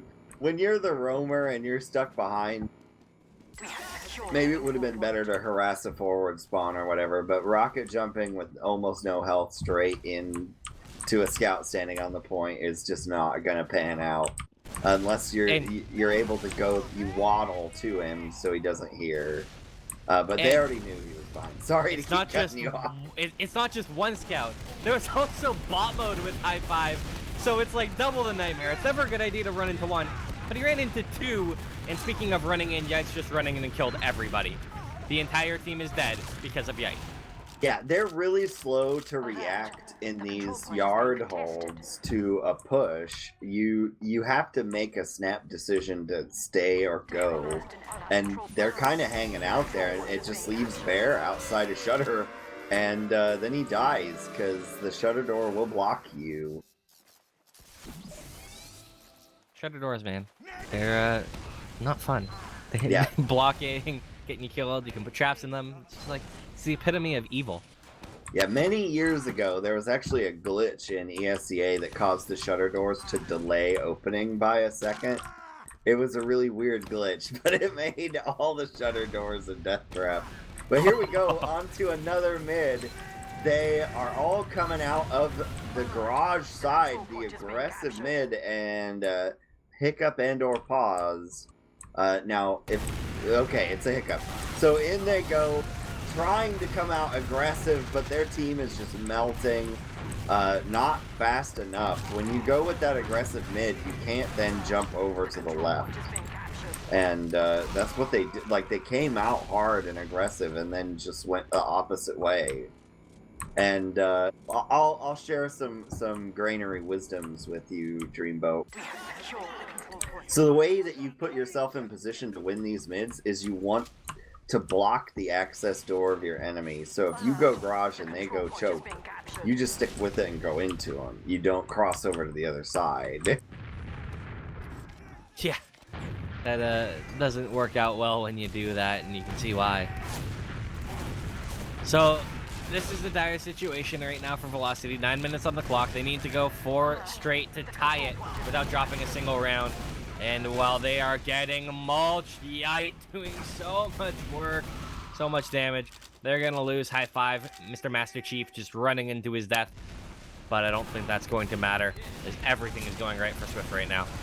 Yeah, given how this is going, I imagine they're going to ban Gullywash or Granary first from now on. Because their second holds are completely busted and their mids do not work. So, not a great pick from them. SVIFT easily wins with a 5-0.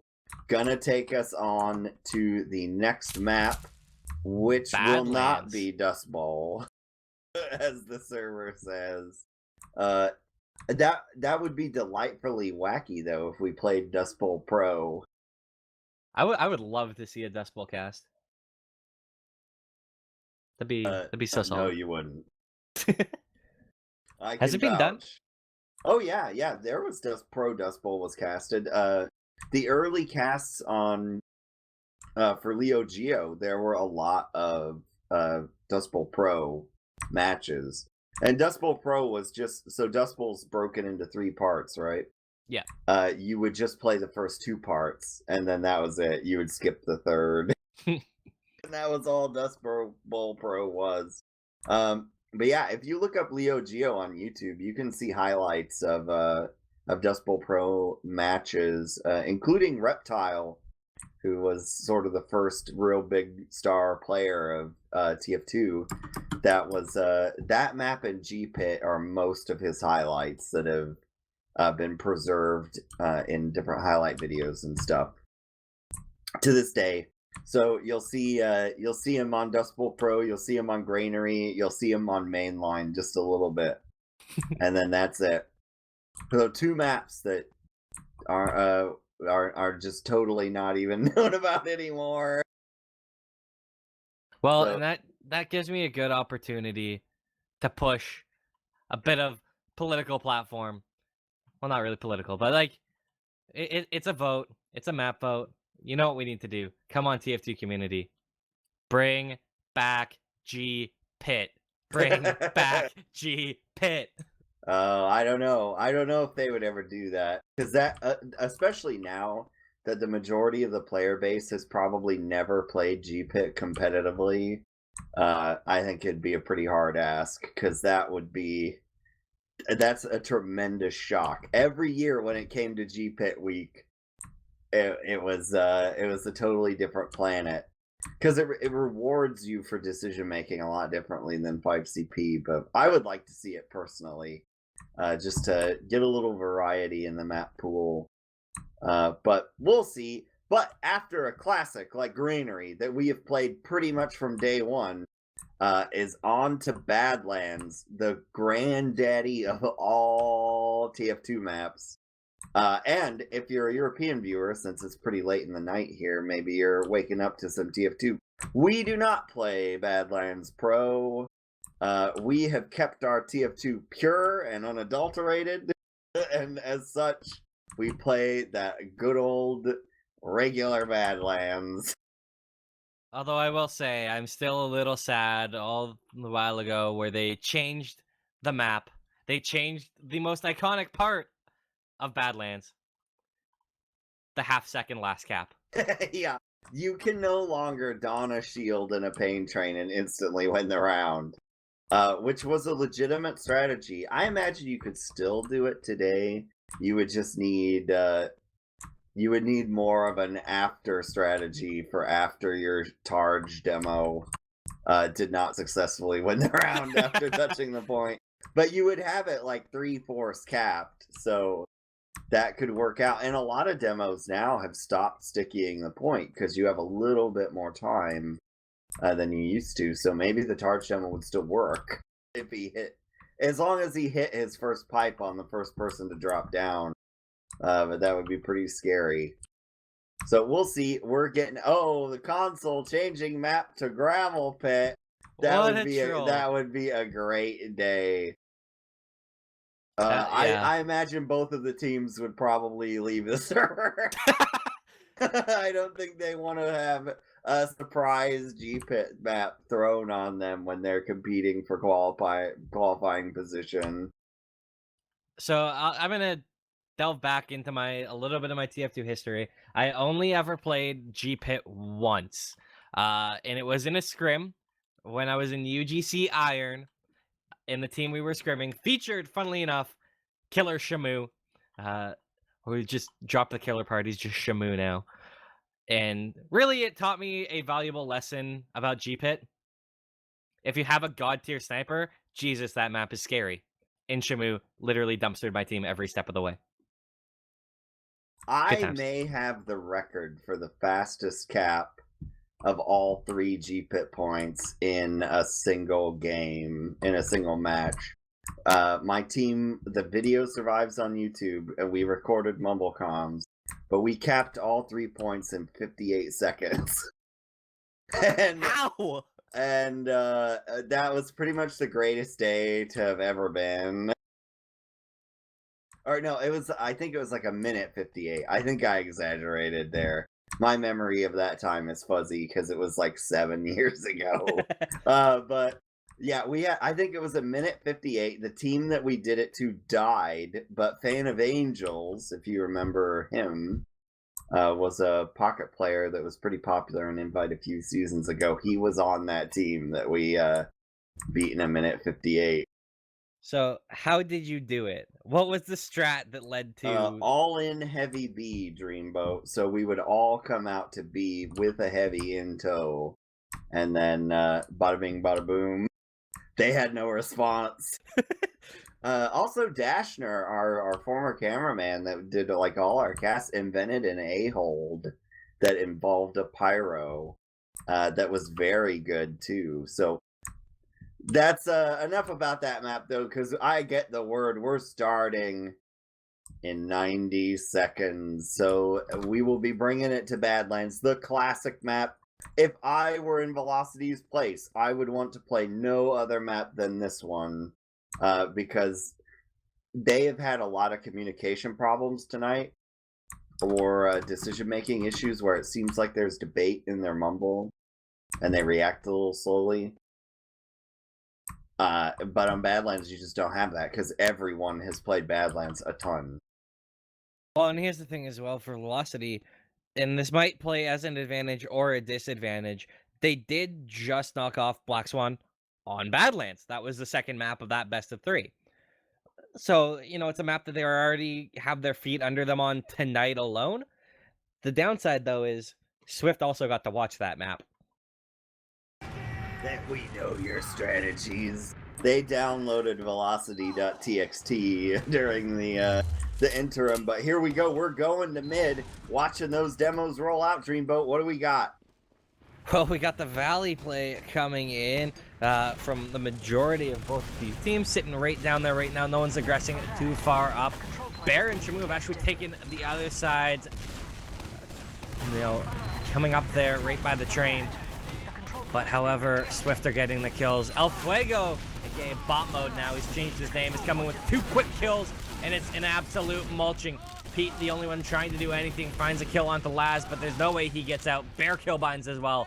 Wow, Swift just rolled them. Yeah, so this is another. I have some points that I harp on, and one of the big ones is when you end up in a switch mid. This happens in Badlands and Gullywash.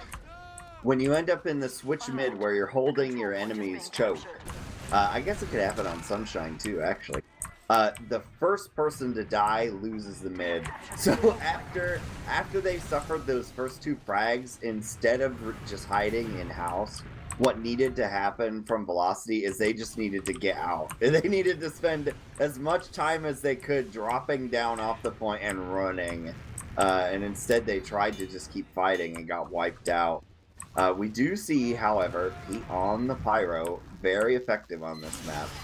And here we go, Dreamboat. The Uber is in. Less effective when it goes to the other side. They take out the dispenser. That's the huge pick, and the sentry gun. So decent job by Yite there. However, Pete, he's doing okay there with the Pyro. He's getting some kills, and that's enough to actually disorient Swift. They're falling back. They've dropped too many players. They can't actually fight this. And now it is just Laz. Yep, so very good. He asks, I always love this, HP in chat, to which Bear replies, 8. So Bear nearly dies there, but now he's come out with Uber. There is a sniper over here on the other side. We also see AIM standing on top of the train signal to try to spot some stuff. But usually what happens, yeah, they're going to try to come out of house. I actually don't like this play very much, but they are coming out all the same. They may be able to cut off a player. Yeah, there they go. They actually get the med. If you're going to cut off any player, Dreamboat, that's the one you want. Yeah, there's nothing better than a med with his pants down, just dead in front of you. Gifted. Gift to the gods. And that's going to be huge for Velocity. They're going to continue to carry off of that momentum, starting to move forward, starting to churn through. AIM in a lot of trouble right now, is going to escape. But Showstopper kills El Fuego. Good old bot mode. And now second has fallen. Uber advantage, 60% for Bear right now. They are battling back, so as long as no shenanigans happen in this lobby, I think they'll be okay. I actually don't like going this way like Bear is, because there's always that chance that there's a sniper standing at that doorway, and when you walk across, you take one in the face. But here they go. They are going to Uber in. There is a Pyro in the way. He is really, really messing them up.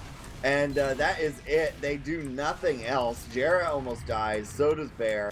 Now they're facing Uber advantage, and they're not going to push in again, Dreamboat. They're done. They're scared. And, I mean, can you blame them? That Pyro is horrifying. Quite possibly the scariest thing I've seen all day. Just absolutely denying everything. And really giving them no choice. Yep, and now here we go with Swift trying to push out. They are facing a pretty concerted defense. A lot of players on Spire, but oh no. Showstopper bombs, finds scouts, dies. Pete dies to stickies as well. And now it is getting dark for Velocity here. As a flank comes out, but a huge air shot from Jarrett saves the day. Can they escape still? Pete comes out on the sniper. Surprise, peeks through the shutter door. And ends up back spawning, but they've got Uber, and the cap hasn't gone down yet, so they're getting in here. Oh no, Kryptonite gets dropped, Dreamboat. This is not good, but their Uber is better. So many dropped players right now. It's nothing that they can do. They have to fall back. Jarrett's in a lot of trouble right now. Will manage to escape, but Swift, they've got the mid. Yeah, I always used to say that the game, you know, there was about 70% of the game attributed to experience or skill alone. And then the last leftover bits were all luck. So what happened there, the only reason Jarrett didn't die in that is he hit an air shot on an Uber thing and was able to escape for the most part. And or a player who had just, the Uber was coming off of them and they jumped at him and he hit an air shot. Didn't get a kill, but it prevented them from chasing him, and that was the only thing that saved his 20 HP life at that point. So very, very lucky for him. The bomb does come in. Oh, Bear almost ends up under Gray Bridge, but it turns out, okay, will there be a counter-sack Dreamboat? You'd like to see one, but they're being very delayed about it. Pete's starting to run forward, but okay, here we go. Showstopper is in, and well, he's behind. He's dead.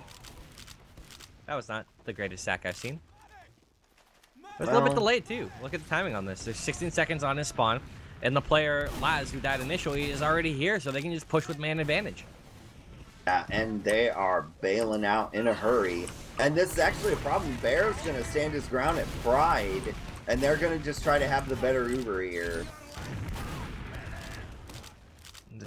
Doesn't look like that's going to happen. Yites, though, is all alone. Pete finds a free kill there.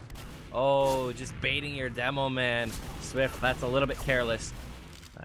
But there is still a bot mode in behind. Yeah, you know, a player we probably haven't talked about in a while is Dingo. And Yite has been making some of the early tier Dingo plays. Like, Yite is wanting to play really aggressive, but he ends up showing up at the worst possible moments by himself. As we do see a fight on last, it's a 1v1 with Pete. Kryptonite does die. Pete is still behind. Showstopper is also behind. And the chokehold is kind of melting down, but they do manage to secure a frag. So that kind of saves the day for them. And player on, yeah, there we go. Push him on fire. Now it's really falling apart.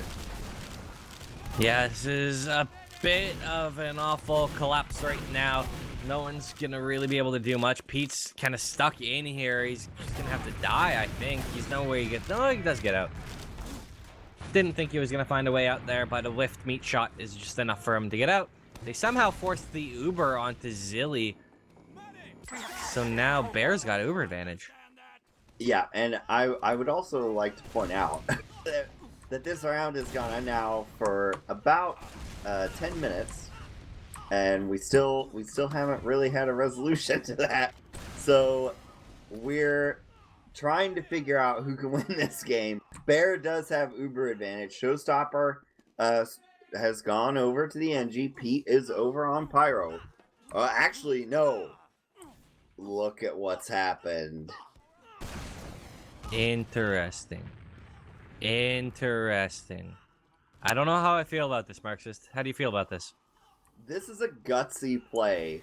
It's either going to be great and possibly put you on mid, or it's going to be a disaster and you're going to be one down. Well, he is behind them. They don't know that he's here. He's spotted a lot. He's coming through, and now he's dead. That's it. That is about the worst thing that can happen. He gets killed without even any effort. And now Laz is in behind. Sentry gun from Showstopper does get that kill there. Now bot mode's coming straight into Bear. Does so much damage. Will be taken out, though. Yeah, Bear runs in and gets that medical supply cabinet there and is okay. And they actually move up quite a bit, which is confusing to me because Showstopper, he is dead set on the NG. While they were peeking Spire, Showstopper's building that dispenser.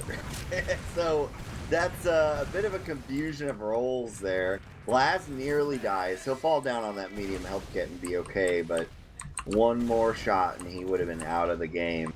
We do see... I'm just going to call him El Fuego because it's funny. El Fuego. Oh, he gets the headshot. Kryptonite in major trouble. Oh, nobody presses the advantage because the 7th player is there watching and it cannot miss. Man, I wish I could just not miss whenever I played. That'd be fantastic. 7th player is down, though. Good spam from Laz, catching that one off. Good coordinated spam from both soldiers. And high five, he's killed the dispenser. So dispenser's down, team push. I think that's the play they'll look to go for. As long as El Fuego can find a shot. Needs to hit one. It's going to be enough to open it up. Yeah, a pivotal dispenser frag there. And we actually see the sniper battle. Pete gets that kill onto aim. Also, another frag comes out from Shamu on a sacking scout. And now Kryptonite, who's running Gumbos, has to try to navigate a sticky trap, but it's all okay. He's actually running Battalion's backup as well, so he has that slight health buff as well. The Ubers are exchanged, but Laz gets dropped in the Uber, and this is not good unless Shamu dies here. No, he'll survive. They're gonna get El Fuego as well, but Yike jumps in and gets the frag. Capture the control point. And the banner has been popped.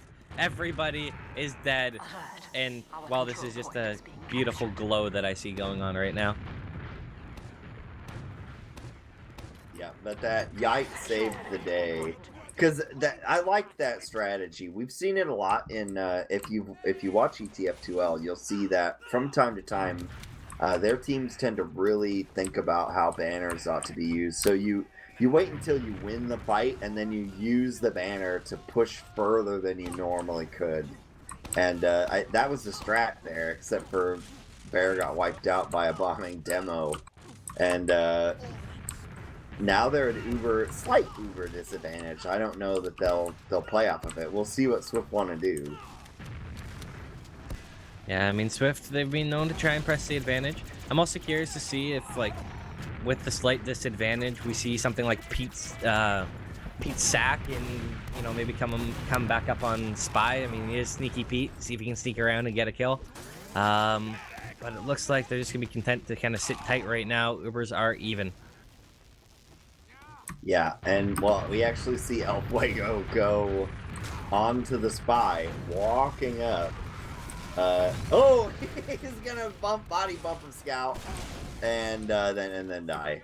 So Pete gets the Spy revenge. There are other players around here that shouldn't be, but the Ubers are deployed. We'll see what's going on. Pete is gonna fall as he's flying, but no! Shamu's gonna die. Edshow couldn't get out just quite fast enough. And now no scouts. So what that means is AIM and his buddy Laz, they get to do whatever they want for the first time in their lives. Yeah, they're going right up into this mid, trying to find kills. Laz is the first one to go down. High Five will get it traded out, and a couple kills coming in here for Swift. Gives them an advantage. High Five is in a ton of trouble right now. However, it doesn't matter because his teammates have supported him to get the kills. It's just Shamu and Bear. Mid is capping, and they're not going to be able to recontest that. Yeah, how confident is Shamu to just try this? Look at this. He's going against a soldier and a demo, just going in. He hasn't, and his medic trusts him. Bear is with him. Bear has 28 health, pops Uber. They are going to manage to secure the Zilly frag. And that makes it all worth it, really. And then Jarrett somehow pipes out AIM.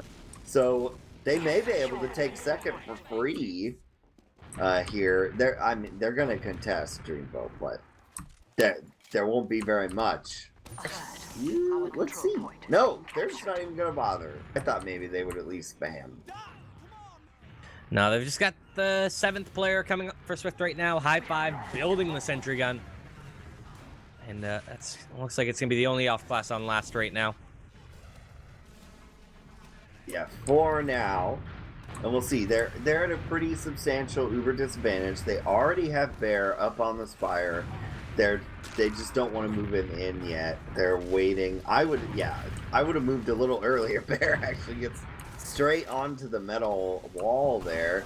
Lots of spam. They're going to go right now. Laz actually dies straight away. And then the 7th player is down, but they're all over the point. It would have already been Captain Old Badlands, but it doesn't end right now. So the old play would have worked. They got to deal with this 7th player now, but they are getting some frags. Some frags, it looks like they're getting all of them right now. Pete, he's going to get a huge kill onto AIM there. That's going to try and open things up, but there's really nothing that he can do.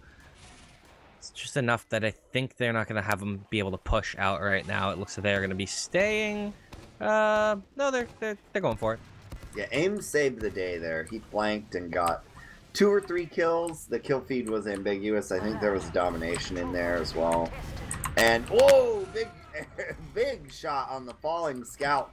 That's some MGE Spire skills there. And Shamu is going to manage to get the kill. They do pop the Uber. This is a disaster for Swift. We'll see if they can turn it into anything better. They need to get kills, and unfortunately, the only kill that's come in is the death of Sergeant Johnson, aka Zilly. So med down. Bear's just gonna back out, regroup, get the heals in, and just frag out here as Velocity are in a good position to move forward.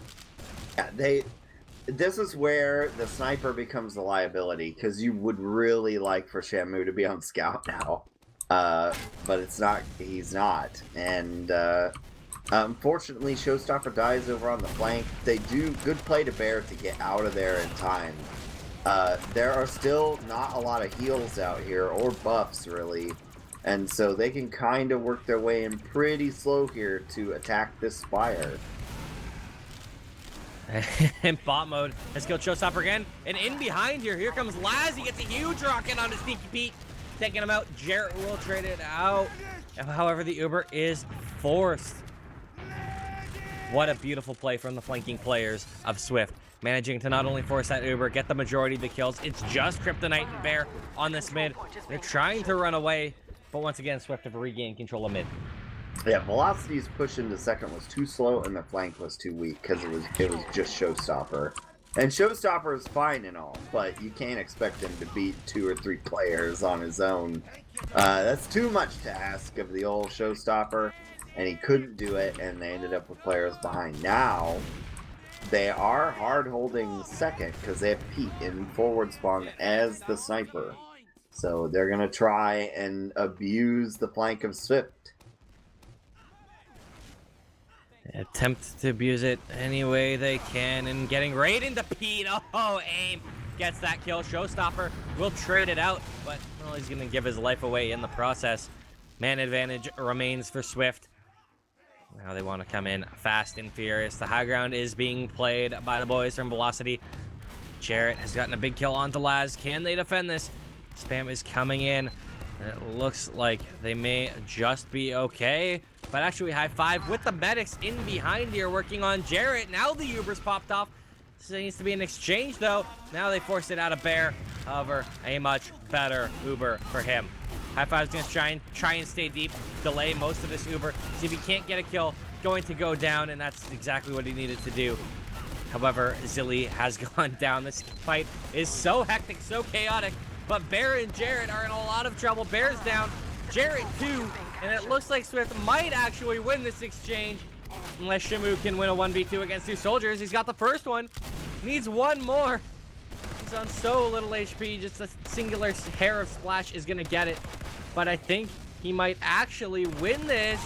He does. Can you believe it? What is this fight? And a scout comes in to try to pistol him and almost kills him. Because a single hit of damage and he would have died. He must have been playing some old shooters there to avoid any damage at all. We had Shamu playing Spire MGE on Contra mode. A single hit and he dies.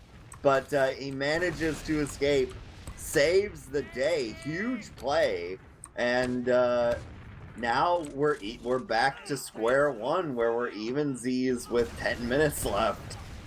So we'll see what happens here. There are no soldiers at Choke though, actually. Where are... Okay. They're doing this bait play with Pete in the side. So they did Pete sniper bait play, and it didn't work.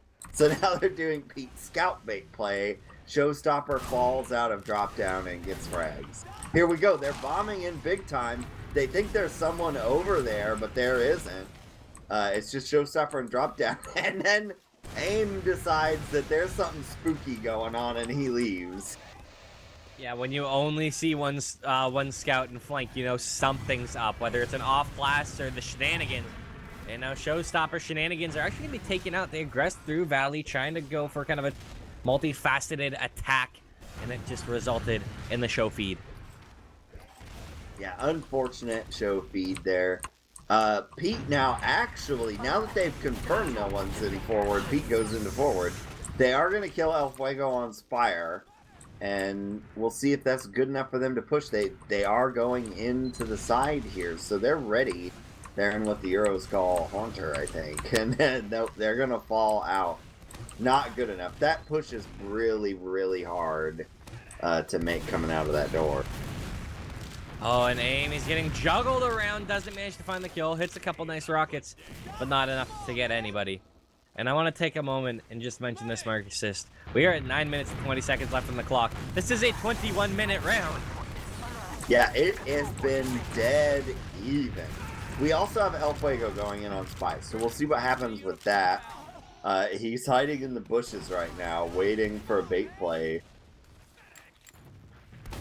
Is this guy as a scout? It's a typical thing to do. I was worried because it initially said he was the demo man, and I was confused as to how he possibly thought that would work.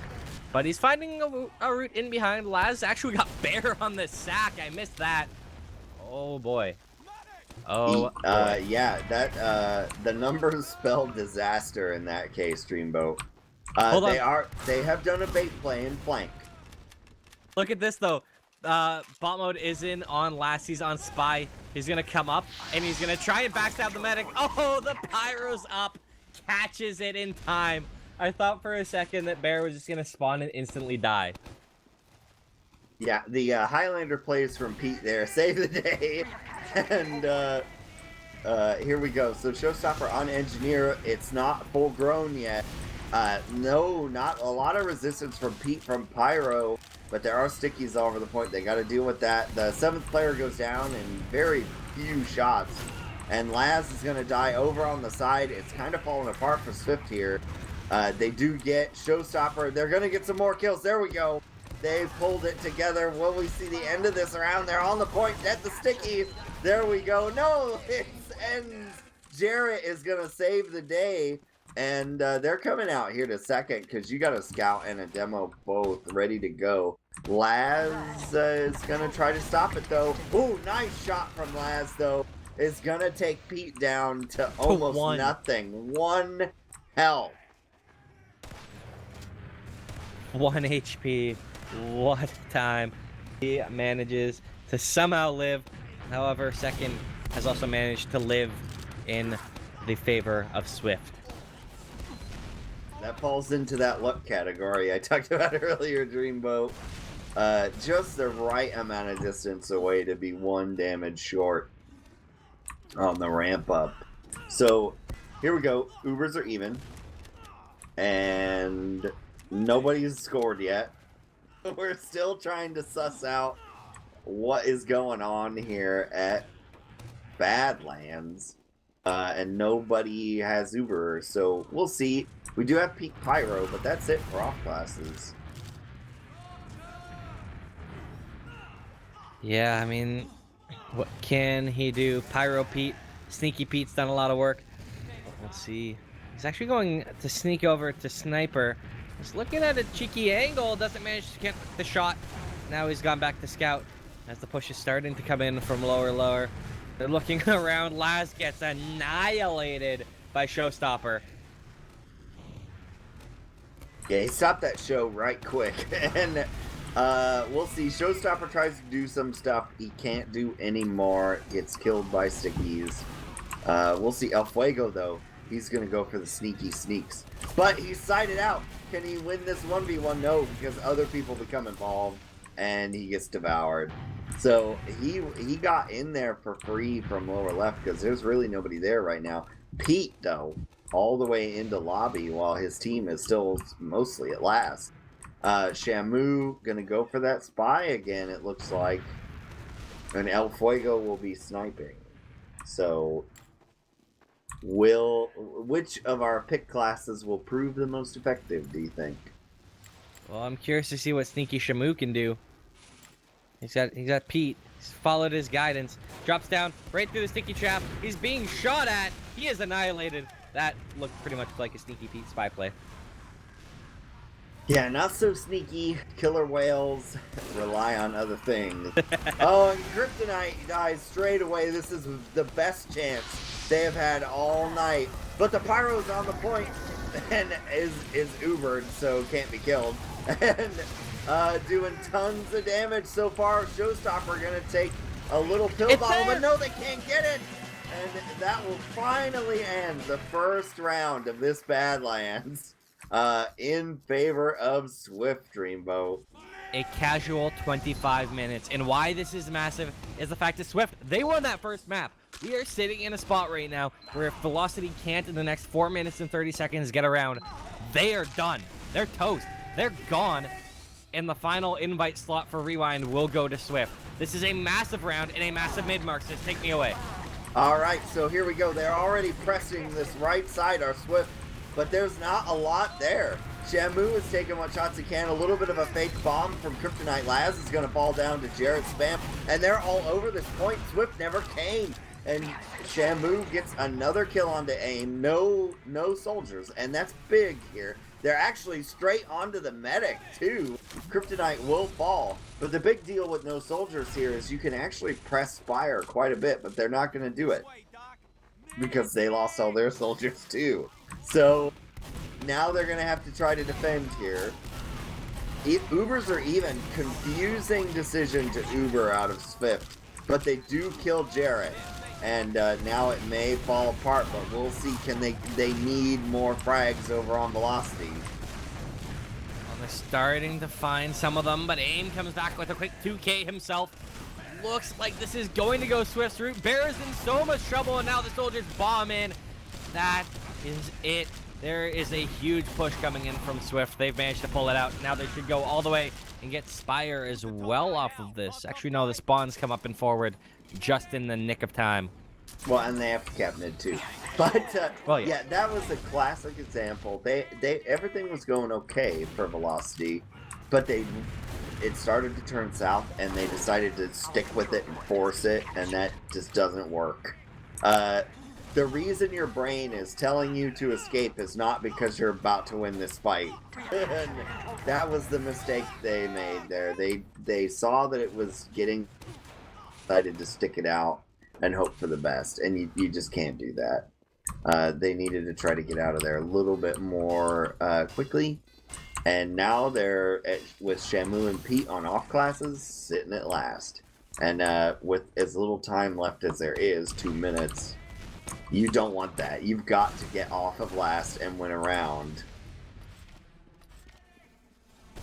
Yeah, and you know, here's the thing, Swift, they actually don't have that much of an inclination to push. They're quite happy to just sit back here. Showstopper is on Spy. I don't know how I feel about this. And, well, Zilly's in a very good spot for that to be the case as well. Shamu's found a kill, but it looks like the bus is being parked forward. Swift are sitting there. They've killed Shamu. They've killed Showstopper. Swift, this is going to be all she wrote by the looks of it. They're just doing an absolute class here. High five on the heavy. And it looks like, I'm going to call it Marxist, Swift are going to claim the final slot in the invite bracket. So your 4 invite teams for Rewind are set. It looks like they're going to even take a second round here to make it just that much more decided. Or I'm lagging. Well, so something has occurred. Yeah, there we go. And it was just a bit of a hiccup, but they have this heavy pushing last. But no, he dies. They've actually come back. And here we go. They don't Dreamboat. They don't just fold. They're going to take this fire. How much time is left? They got a minute. A literal minute to win it. No, what's going to happen? No, they get out of it. Laz on Spy running around behind. But they have to keep going. They still don't have their fire truck. Oh, no. It's falling apart at mid. Yeah, that is now all it is. The entire team has collapsed. Bearer gets Uber, but the players are calling GG. It is now set. Ascent, Froyo, Swift, and 7 are your 4 invited teams to Rewind LAN. What an unbelievable game. What an unbelievable group of players that is going to be. Group of teams. And, you know, if you're a Velocity fan and it's not done, they have to play in the open bracket, but the top teams at the LAN in the open bracket will join the invite group. So we haven't seen the last of Velocity. And what a game.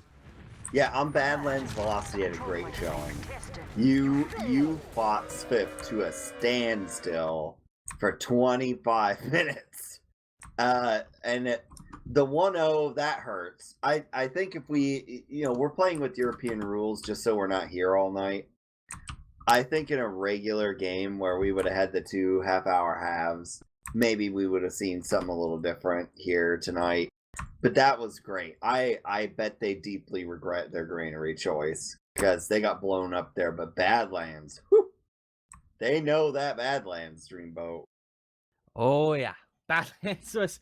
It's funny, you know, it's the other team's pick, and somehow you're better at it than your own map pick. I mean, that's part of what sets a good team apart. I mean, if you know your map pool well enough, you pick properly, and you maybe don't end up on Granary if you're Velocity. It might be a completely different story. But I see some stats here, Marxist. Do you see the stats?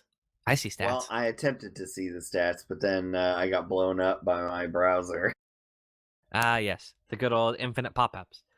Well, I'm going to tell you what I see that stands out immediately, and that's the fact that AIM top fragged on this map, and top damaged by the looks of it. Yes, at 254 DPM with 22 frags, he was definitely a big force for SWIFT.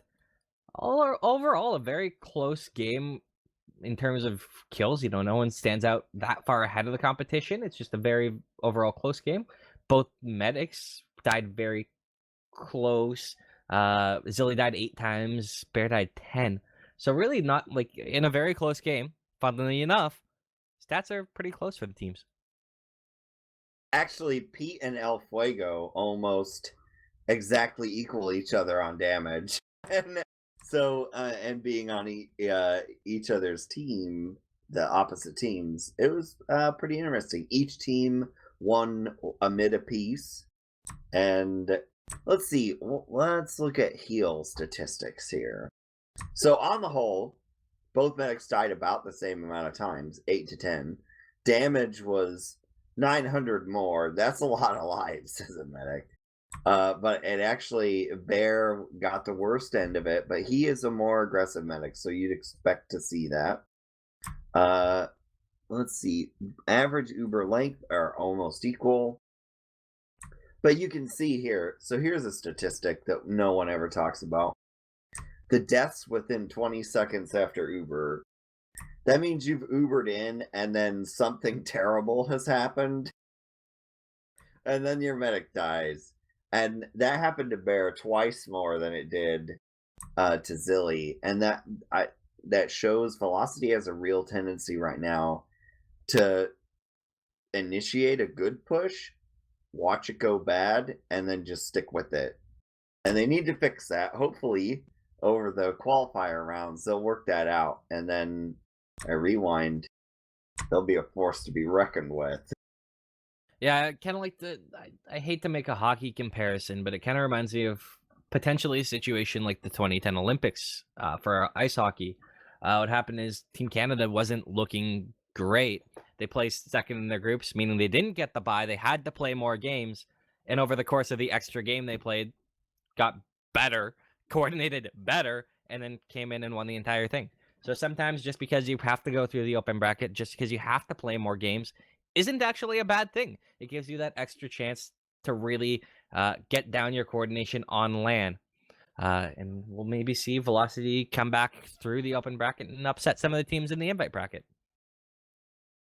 They're certainly a good team. So we'll watch what they do. Now, I think we'll start to wrap it up here.